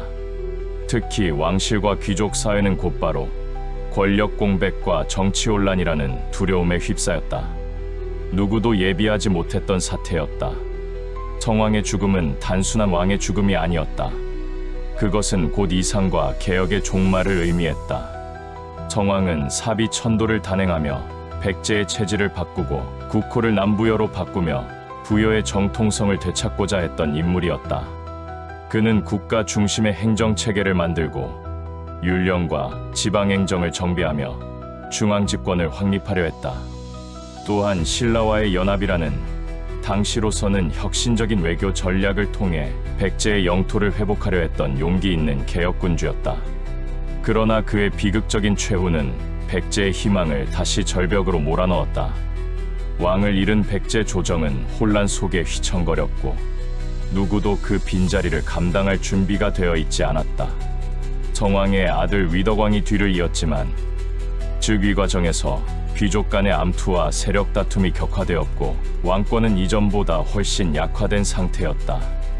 특히 성왕의 개혁을 꺼리던 보수귀족들이 다시 정치 전면에 나서며 백제 조정은 급속도로 보수화되기 시작했다. 위덕왕은 성왕의 유지를 잇고자 했지만 현실은 냉정했다. 한강을 되찾기 위한 기회는 사라졌고 신라는 점점 더 국력을 키워 삼국의 맹주로 떠오르고 있었다. 고구려는 백제의 혼란을 틈타 남쪽 국경을 자극했고 동진에서 건너온 외래 세력들의 활동도 활발해졌다. 일본과의 외교는 일정 부분 유지되었지만 성왕 시대처럼 군사적 지원이나 전략적 협력까지 기대하기는 어려웠다. 국가의 중심이었던 사비는 여전히 그 아름다움을 유지하고 있었지만 그 내부에서는 균열이 시작되고 있었다. 조정회의에서는 이전처럼 활발한 정책 토론이 사라지고 대신 귀족들 간의 이해관계에 따라 정책이 좌우되기 시작했다. 담로 제도는 유명무실해졌고 지방은 다시 각기 독립적인 세력처럼 움직였다. 왕의 명령은 점점 늦어지고 시행되지 않거나 지역 관리에 의해 무시되는 경우도 늘어났다. 그럼에도 불구하고 백제는 완전히 꺼지지 않았다. 위덕왕은 정신적 중심을 다시 세우고자 불교를 적극적으로 후원하였다. 그는 성왕 때 마련된 사찰과 불교 교육기관을 재정비하고 새로운 탑과 불상을 조성하였다. 이 시기 백제 불교는 단순한 종교를 넘어 문화와 예술, 학문을 포함한 정신재건의 핵심 축으로 자리 잡았다. 위덕왕은 중국 남조와의 교류를 강화하며 불경과 사상, 예술을 계속해서 백제로 들여왔다. 특히 위덕왕은 한산 지역에 왕응사를 세웠고 그 안에 대형 석탑과 법당을 건립했다. 이는 성왕의 이상을 기리며 국민들에게 백제가 여전히 살아있음을 보여주기 위한 상징적 조치였다. 또한 그는 많은 승려들을 중국 남조의 양나라에 파견하여 불법의 진수를 배워오게 했다. 백제는 그 문화를 통해 정신적 중심을 붙잡고 다시금 외교의 물꼬를 트기 위한 노력을 계속해 나갔다. 하지만 문제는 현실의 기반이었다. 농민들은 계속되는 전쟁과 동원으로 삶이 피폐해졌고 국토는 여기저기 불에 타거나 황폐해진 곳이 많았다. 교역로는 불안정했고 무기와 식량의 생산은 줄어들었다. 나라 전체가 서서히 힘이 빠지는 상태로 접어들고 있었으며 조정에서는 이를 극복할 구체적인 대책을 내놓지 못했다. 군사적으로도 백제는 수세에 몰렸다. 성왕의 죽음 이후 군사지도 체계가 와해되면서 많은 장수들이 독자적으로 병력을 운영하거나 개인 세력으로 움직이기 시작했다.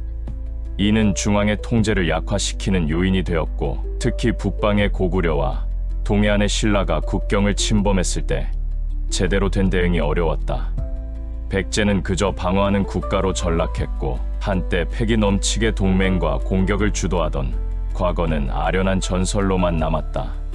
사비 도성의 사람들은 이따금 웅진 시절을 떠올렸다. 그 당시 백제는 비록 약했지만 각오가 있었고 미래를 꿈꾸었다. 그러나 지금의 사비는 너무나 아름다운 껍데기였다. 성왕이 심은 개혁의 씨앗은 뿌리째 뽑히고 그 위로 보수와 정체의 잡초가 무성하게 자라고 있었다. 국가는 다시 예전처럼 귀족 중심의 정국으로 돌아갔고 민심은 점점 흩어져만 갔다. 그러나 이러한 상황 속에서도 백제는 예술과 정신의 불씨를 꺼뜨리지 않았다. 이 시기 제작된 백제 금동대양로, 불상조각, 칠지도 등의 문화재는 오늘날까지 백제의 찬란함을 증명하고 있다. 특히 사비 시대의 예술은 곧 백제의 자존심이었고 설령 외세에 밀려 힘을 잃더라도 백제인의 문화는 살아있다는 것을 보여주는 상징이었다. 위덕왕은 말년에 이르러 백제의 회복 가능성에 대해 다시 모색하기 시작했다. 그는 외교를 통해 신라와 다시 연결점을 만들고자 했고 일부 담로 지역에서 실용적인 개혁을 시도하기도 했다. 그러나 그가 만든 틀은 다음 왕인 해왕과 법왕 시기에도 완전히 회복되지 못했다. 이처럼 성왕 이후 백제는 명확한 분기점에 서 있었다. 영토를 넓히고 중심을 바로잡으며 삼국의 주도권을 다시 찾으려던 노력은 좌절되었고 백제는 이제 방어와 생존의 시대로 접어들었다. 하지만 꺼지지 않은 불씨는 분명히 있었다. 그것은 백제인의 문화, 정신, 그리고 언젠가 다시 일어설 수 있다는 신념이었다. 그리고 그 희망은 훗날 백제 제26대 왕 무왕과 27대 왕 의자왕 시대에 다시 불타오르게 된다. 그러나 그것이 마지막 불꽃이 될 것인지 새로운 시대의 시작이 될 것인지 그것은 아직 이 서사에서는 밝혀지지 않는다.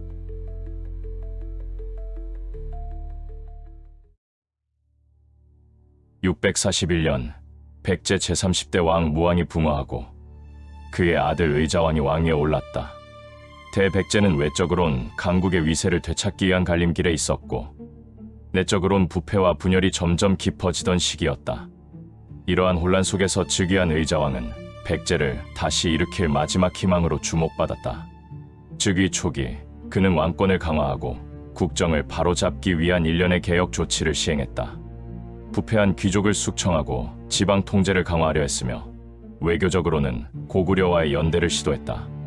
그러나 그의 진정한 의도는 군사력을 바탕으로 삼국의 구도를 재편하려는 것이었다. 그 첫 번째 대외 행보는 642년 신라의 전략적 요충지 대야성에 대한 기습 공격이었다. 대야성은 현재의 경상북도 합천 지역에 위치하며 백제와 신라 사이 국경을 지키는 방어선의 핵심이었다. 이를 함락한다면 신라의 남부 방어 체계에 치명적인 타격을 줄 수 있었다. 의자왕은 이 작전에 대규모 병력을 동원하여 직접 지휘했고 결과는 백제의 대승이었다.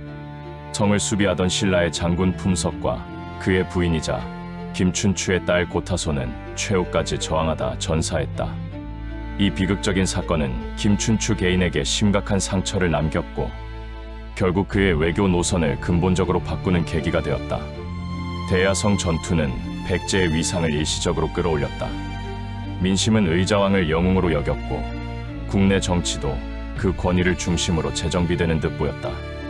그러나 이 전투는 겉으로는 영광이었으나 그 이면에는 결정적인 전략적 실수가 숨겨져 있었다. 첫째, 신라를 자극한 것이다. 고타소의 죽음은 김춘추가 당나라와의 동맹을 적극 추진하게 만든 결정적 원인이 되었다. 둘째, 대야성 점령 후에도 추가적인 외교적 대책이나 체계적인 전략이 부재했다. 백제는 승리에 도취해 신라의 반격과 당의 개입 가능성을 과소평가했다. 내부적으로도 문제가 나타났다. 전쟁의 부담은 백성에게 전가되었고 세금과 군역은 점차 증가했다. 지방의 불만은 커졌으며 귀족 사회는 다시금 왕권의 불만을 품기 시작했다. 왕실 내부에서는 왕자들 간의 갈등도 고조되었다. 또한 의자왕은 권력 안정을 위해 측근 중심의 전제 정치를 강화했고 이로 인해 대신들의 충언은 점차 묵살되었다. 백제 정치의 유연성은 사라졌고 국정은 점점 군사주의와 폐쇄성에 빠져들었다. 궁정은 사치와 음모가 난무했고 국가는 점점 피로에 물들어갔다. 결국 대야성 전투는 군사적 승리였지만 장기적으로는 백제 몰락의 시계를 앞당긴 사건이었다. 신라는 이후 당과 연합하며 군사력을 키우기 시작했고 백제는 스스로의 외교 고립 속에서 탈출구를 찾지 못했다. 불꽃처럼 타오른 대야성의 승리는 바로 그 불꽃에 스스로 타들어가기 시작한 백제의 운명을 예고하는 것이었다. 대야성 공격 이후 백제는 외적으로 승승장구하는 듯 보였다. 의자왕은 이 승리에 힘입어 신라 국경의 요새 40여 성을 연이어 공략했고 일시적으로는 전성기를 방불케 하는 확장세를 보였다. 그러나 그 겉모습 뒤에는 급속히 붕괴되는 국가 기반과 보이지 않는 균열들이 서서히 퍼져가고 있었다. 전쟁의 반복은 국력의 소진을 초래했다. 백성들은 끊임없이 징병되고 세금은 급등했다. 무리한 군사 작전은 보급의 한계를 드러냈고 병사들의 사기는 점차 하락했다. 의자왕은 이러한 상황 속에서도 더욱 공격적인 태도를 취했으며 전쟁 이외의 국정 운영은 방치되었다. 백제의 국정은 점점 궁중 중심으로 옮겨갔다. 의자왕은 절대 권력을 유지하고자 신하들의 충언을 경계하고 친위 세력을 통해 권력을 집중시켰다. 이 과정에서 유능한 관리들이 제거되거나 소외되었고 백성들의 삶은 점점 황폐해졌다. 지방 호족들은 중앙에 대한 불만을 키워가며 독자적인 세력화를 꾀했다. 왕실 내부의 균열도 심각했다. 여러 왕자들 간의 세력 다툼은 귀족 간 파벌로 이어졌고 이는 궁정 정치의 파행으로 번졌다. 정치는 안정성을 상실했고 정책 결정은 공정성을 잃고 사적인 이해관계에 휘둘렸다. 외교적으로 백제는 고립되었다. 고구려와의 관계는 겉으로는 연대처럼 보였지만 실질적 협력은 없었다. 고구려는 연개소문 집권 이후 내부 정비에 집중하고 있었고 백제에 실질적인 도움을 주지 못했다.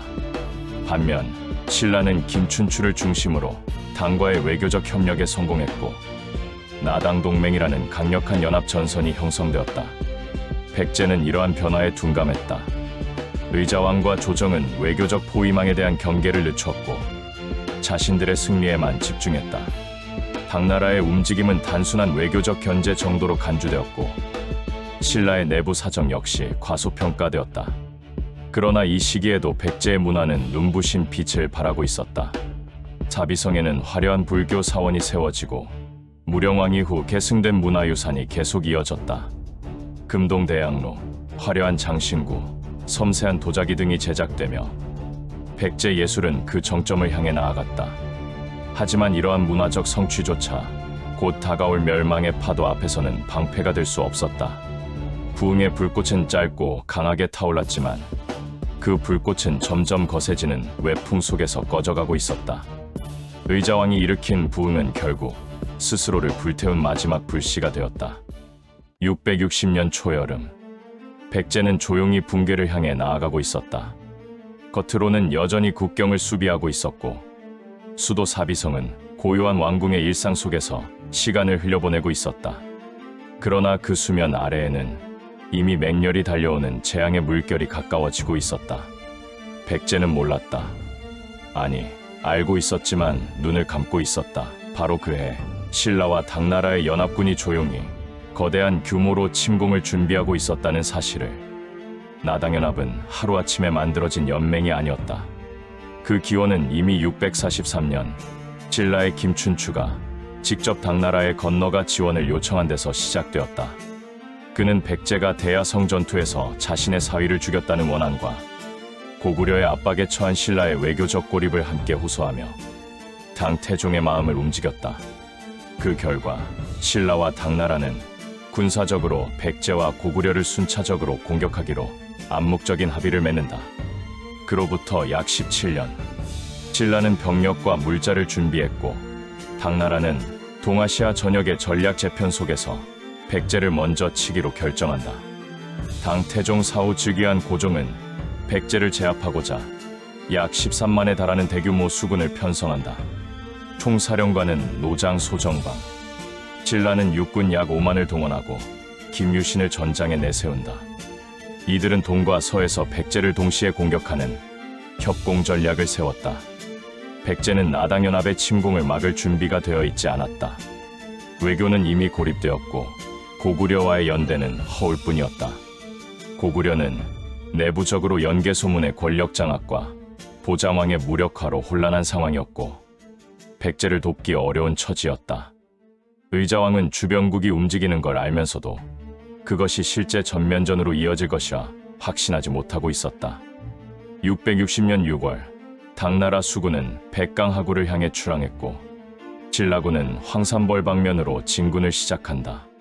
백제는 뒤늦게 위기를 감지하고 조정은 비상회의를 연다. 자비성은 긴장에 휩싸였고 왕은 마지막 희망으로 계백을 불러들였다. 계백 장군, 무왕 시절부터 공을 세워온 노장이었고 그 이름만으로 백제의 병사들에게 위엄과 희망을 동시에 주는 존재였다. 그는 군신으로서 충절을 지켜왔고 출정명을 받은 순간 단 한마디의 망설임도 없었다. 다만 그는 전장에서 죽게 될 것을 알고 있었다. 그래서 가족을 죽였다. 자신의 아내와 자녀를 스스로 손에 걸어 두었다. 돌아올 수 없음을 알았기에 그들이 적국의 수치가 되지 않도록 그의 출정에는 단 5천 명의 병력만이 주어졌다. 상대는 김유신이 이끄는 5만 대군. 황산벌 전투는 사실상 버틸 수 없는 싸움이었다. 그러나 계백은 물러서지 않았다. 그는 이 전투의 목적이 이기는 것이 아니라 시간을 버는 것임을 알고 있었다. 수도 사비성이 나당연합군의 협공을 막기 위해 준비할 시간, 단 몇 날이라도 벌기 위한 결사적 항전이었다. 황산벌은 현재의 충청남도 논산 일대로, 남쪽으로는 백강이 흐르고 북쪽으로는 사비성으로 이어지는 평야 지역이었다. 계백은 진을 치고 고지대를 활용한 방어 진영을 구축했다. 병사들은 모두 결사되었다.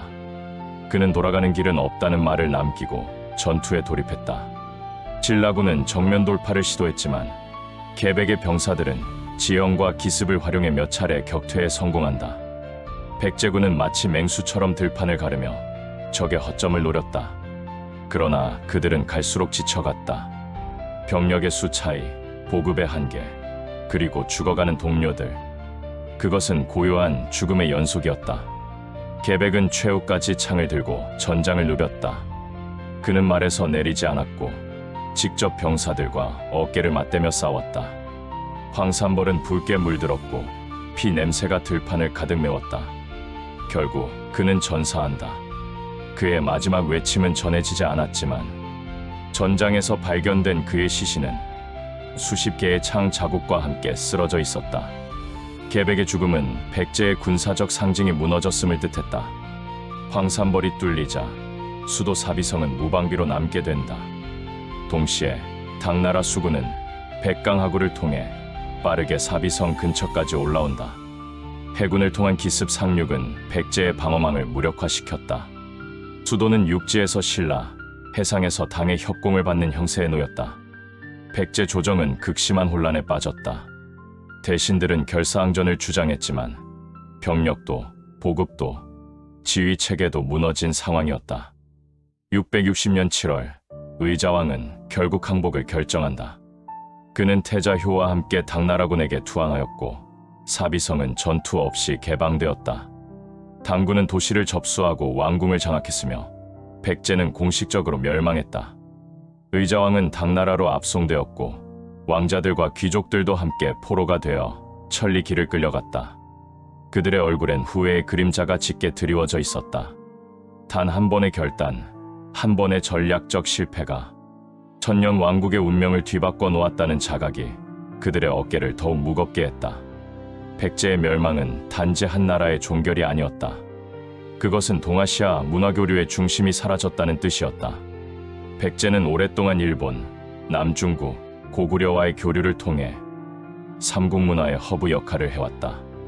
그 문화적 유산은 외국으로 건너갔고 한반도 남부에는 진공의 시간이 찾아왔다. 그러나 멸망은 끝이 아니었다. 유민들은 흩어졌고 산속으로, 바다 너머로 혹은 끝내 사비에 남아 저항의 불씨를 지피기 시작했다. 백제는 무너졌지만 그 정신은 아직 꺼지지 않았다. 계백은 전사했다. 황산벌 들판에서 마지막까지 싸우다 죽은 이름 없는 장군. 그러나 그의 이름은 역사의 가장 어두운 시절의 가장 밝은 불꽃으로 남았다. 백제가 사라진 후에도 그를 기억한 이들은 그의 죽음을 통해 무너진 나라의 존엄을 지켜냈다. 계백은 곧 충의 상징이 되었다. 백제 유민들에게는 나라를 지키다 죽은 마지막 장수였고 부대에는 죽음을 두려워하지 않고 임무를 수행한 의지의 전사로 기억되었다.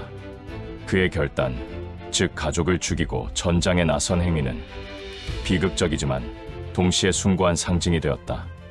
그것은 나라를 위해 개인을 버린다는 전통 윤리의 정수였고 단단한 결의의 표상이었다. 조선시대에는 삼강행실도나 각종 유학적 도덕서에서 계백을 충신의 귀감으로 제시하였다. 그의 이야기는 충, 효, 열, 중충의 대표적 인물로 채택되었으며 백성들에게 가르치는 교훈이 되었다.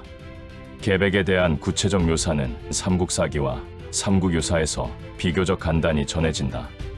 그러나 시간이 흐를수록 계백은 사실의 인물이 아니라 상징의 인물로 변화하게 된다. 지방 설화와 민요, 풍습 속에는 계백이 전장에서 돌아와 이름 없이 살았다는 변형된 이야기도 존재하고 일부 지역에서는 그를 신격화하여 기리는 사당도 세워졌다. 오늘날 충남 논산의 계백 장군 묘는 그의 전사지를 기리는 장소로 자리 잡았고 매년 추모제와 역사교육이 이루어진다.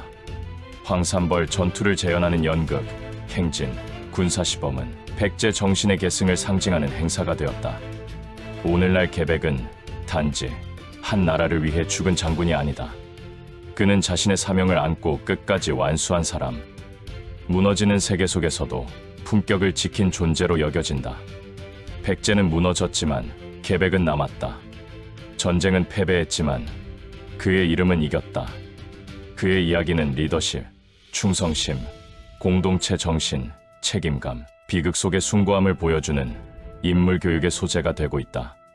학교 교과서, 역사 다큐멘터리, 문화 콘텐츠에서도 자주 인용되며 계백은 시대를 초월한 도덕적 영웅으로 자리매김되었다. 660년, 백제는 사라졌다. 의자왕이 당나라에 항복하고 수도 사비성이 함락되면서 천년 왕국의 문은 닫혔다. 그러나 폐허 위에 남은 사람들은 곧바로 무너져 내리지 않았다. 사비를 벗어난 장수들, 각지에 흩어진 유민들, 산과 강 너머에서 아직 숨쉬고 있던 백제의 혼은 다시 모이기 시작했다. 백제는 무너졌으나 백제인은 꺾이지 않았다. 이들이 일으킨 마지막 불꽃, 그것이 바로 백제 부흥운동이었다. 백제가 공식적으로 멸망한 이후 당군과 신라군은 백제 전역을 정리하며 저항 세력을 색출하고 수도를 중심으로 새로운 질서를 수립하려 했다. 그러나 모든 지역이 순순히 항복한 것은 아니었다. 수도 사비성을 비롯한 주요 행정 거점이 정복당한 후에도 백제의 일부 장군들과 지방 호족은 끝까지 한거를 포기하지 않았다. 그 중심에 선 인물이 복신과 흑치상지였다. 복신은 백제 왕족의 일원으로 알려져 있으며 성품이 강직하고 백성들과의 교감이 깊었던 인물이다.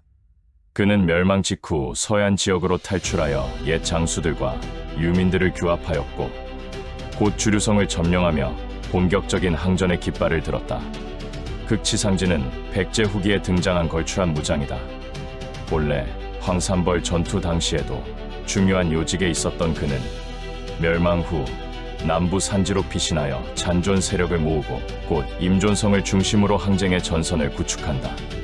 그는 병법에 능하고 주변 고을 백성들에게 신망이 두터운 인물이었다. 이렇게 백제의 부흥운동은 주류성과 임존성이라는 두 거점을 중심으로 병행 전개되기 시작한다. 이들은 단순한 반란 세력이 아니라 백제를 다시 세우는 것을 목표로 내세운 정통성 있는 운동이었다. 복신과 흑치상지는 백제 부흥의 명분을 보다 분명히 하기 위해 일본에 있던 백제 왕자 부여풍을 초청한다. 그는 의자왕의 아들로 외교 사절로 일본에 체류하던 중이었으며 그곳에서도 일정한 지위를 누리고 있었다. 일본 조정은 백제 부흥에 일정 수준의 지원을 결정하고 병력과 물자를 제공하며 부여풍을 귀국시킨다. 이로써 부흥군은 형식적이나마 왕을 중심으로 한 구조를 갖추게 되었고 주류성을 임시 도읍으로 삼아 부여풍 즉위를 선언한다. 이러한 흐름은 백제 유민들에게 큰 희망이었다. 자비가 함락되었어도 부여 왕가의 피는 살아있었고 그 피를 통해 백제의 정통성이 이어지고 있다는 상징이었다. 이 시점에서 백제 부흥운동은 단순한 게릴라 저항을 넘어 국가 복원의 형태로 발전하기 시작한다. 복신과 흑치상지는 각각의 거점에서 주변 지역을 확보하며 세력을 넓혀갔다. 주류성에서는 나당군의 주둔지를 습격하여 전리품을 확보하고 백제 유민들을 조직적으로 흡수하였다. 임존성에서는 산악 지형을 이용해 유격전을 펼치며 신라군을 교란시켰다. 특히 흑치상지는 단단한 방어력과 뛰어난 전술로 당군과 수차례 교전하면서도 승리를 거두었고 각지에 흩어진 장수들이 그에게 합류했다. 복신 또한 백강 인근의 소규모 성들을 점령하며 주류성을 사실상의 중심 거점으로 삼아 제2의 사비로 만들려 했다. 이에 당군은 긴장을 늦출 수 없었다. 당은 본국으로 주요 부대를 돌려야 했고 한반도에 장기 주둔할 여력은 부족했다. 반면 신라는 당의 기대에 부응하기 위해 적극적으로 토벌전에 나섰고 점차 부흥군을 압박하기 시작했다. 부흥군은 몇 차례 전투에서 승리를 거두었지만 두 가지 치명적 약점을 안고 있었다. 바로 내부 분열과 지도력의 부재였다. 가장 결정적인 분열은 복신과 부여풍의 갈등이었다. 복신은 본래 부흥운동의 실질적인 주도자였으며 군사정치 양면에서 핵심이었다. 그러나 부여풍이 귀환하고 왕으로 추대되자 점차 실권이 빼앗기기 시작했다. 부여풍은 왕족으로서 권위를 내세우며 복신을 견제하려 했고, 복신은 그가 실제로는 백제 사정을 잘 모르는 허울뿐인 지도자라고 판단했다. 갈등은 점점 격화되었고 결국 복신은 부여풍을 폐위시키려는 움직임을 보인다. 하지만 이 계획이 사전에 발각되었고 복신은 부여풍의 측근에 의해 암살당한다. 복신의 죽음은 주류성 부흥 세력의 결정적인 분열을 초래했다. 그를 따르던 장수들은 충격과 혼란에 빠졌고 주류성의 통제력이 무너졌다. 이후 나당연합군의 공격이 가해지자 주류성은 쉽게 함락되었고 부여풍은 다시 일본으로 망명한다. 임존성에 있던 흑치상진은 주류성 붕괴 소식을 듣고 단독으로 항전을 이어갔다. 그러나 고립된 상황에서 주변 성들이 하나둘 무너지기 시작했고 지원을 기대할 수 없는 처지에 몰렸다. 그는 결국 당나라 측과 협상을 시도하며 백제의 부흥보다는 자신과 유민들의 생존을 택하는 길을 고려한다. 당군은 그를 회유했고 흑치상진은 항복하게 된다. 이후 그는 당나라에 의해 중국 본토로 이주되어 당의 지방 군벌로 활동하며 생을 마감한다. 이로써 백제 부흥운동은 공식적으로 완전히 막을 내리게 된다. 부흥은 실패했다. 복신은 암살당했고 부여풍은 일본으로 돌아갔으며 흑치상진은 항복했다. 그러나 이 운동은 단순한 정치적 실패가 아니라 민족적 저항의 의지였다. 백제는 사라졌지만 그 정신은 그 땅을 떠나지 않았다. 백제의 유민들은 이후에도 고려와 조선, 심지어 일본에 이르기까지 자신들의 뿌리를 기억했다. 전라도, 충청도 지역 곳곳에는 여전히 백제 부흥군의 흔적을 전하는 지명이 남아있고 일본 고대 왕국의 형성과 문화 전파에서도 그들의 존재는 분명한 자취를 남겼다. 그렇기에 백제 부흥운동은 단지 실패한 반란이 아니라 패망한 나라의 백성이 어떻게 정체성과 자존심을 지키려 했는가를 보여주는 역사적 투쟁이었다. 그 불꽃은 꺼졌지만 그 열기는 지금까지도 우리의 역사 속에 살아 숨쉬고 있다.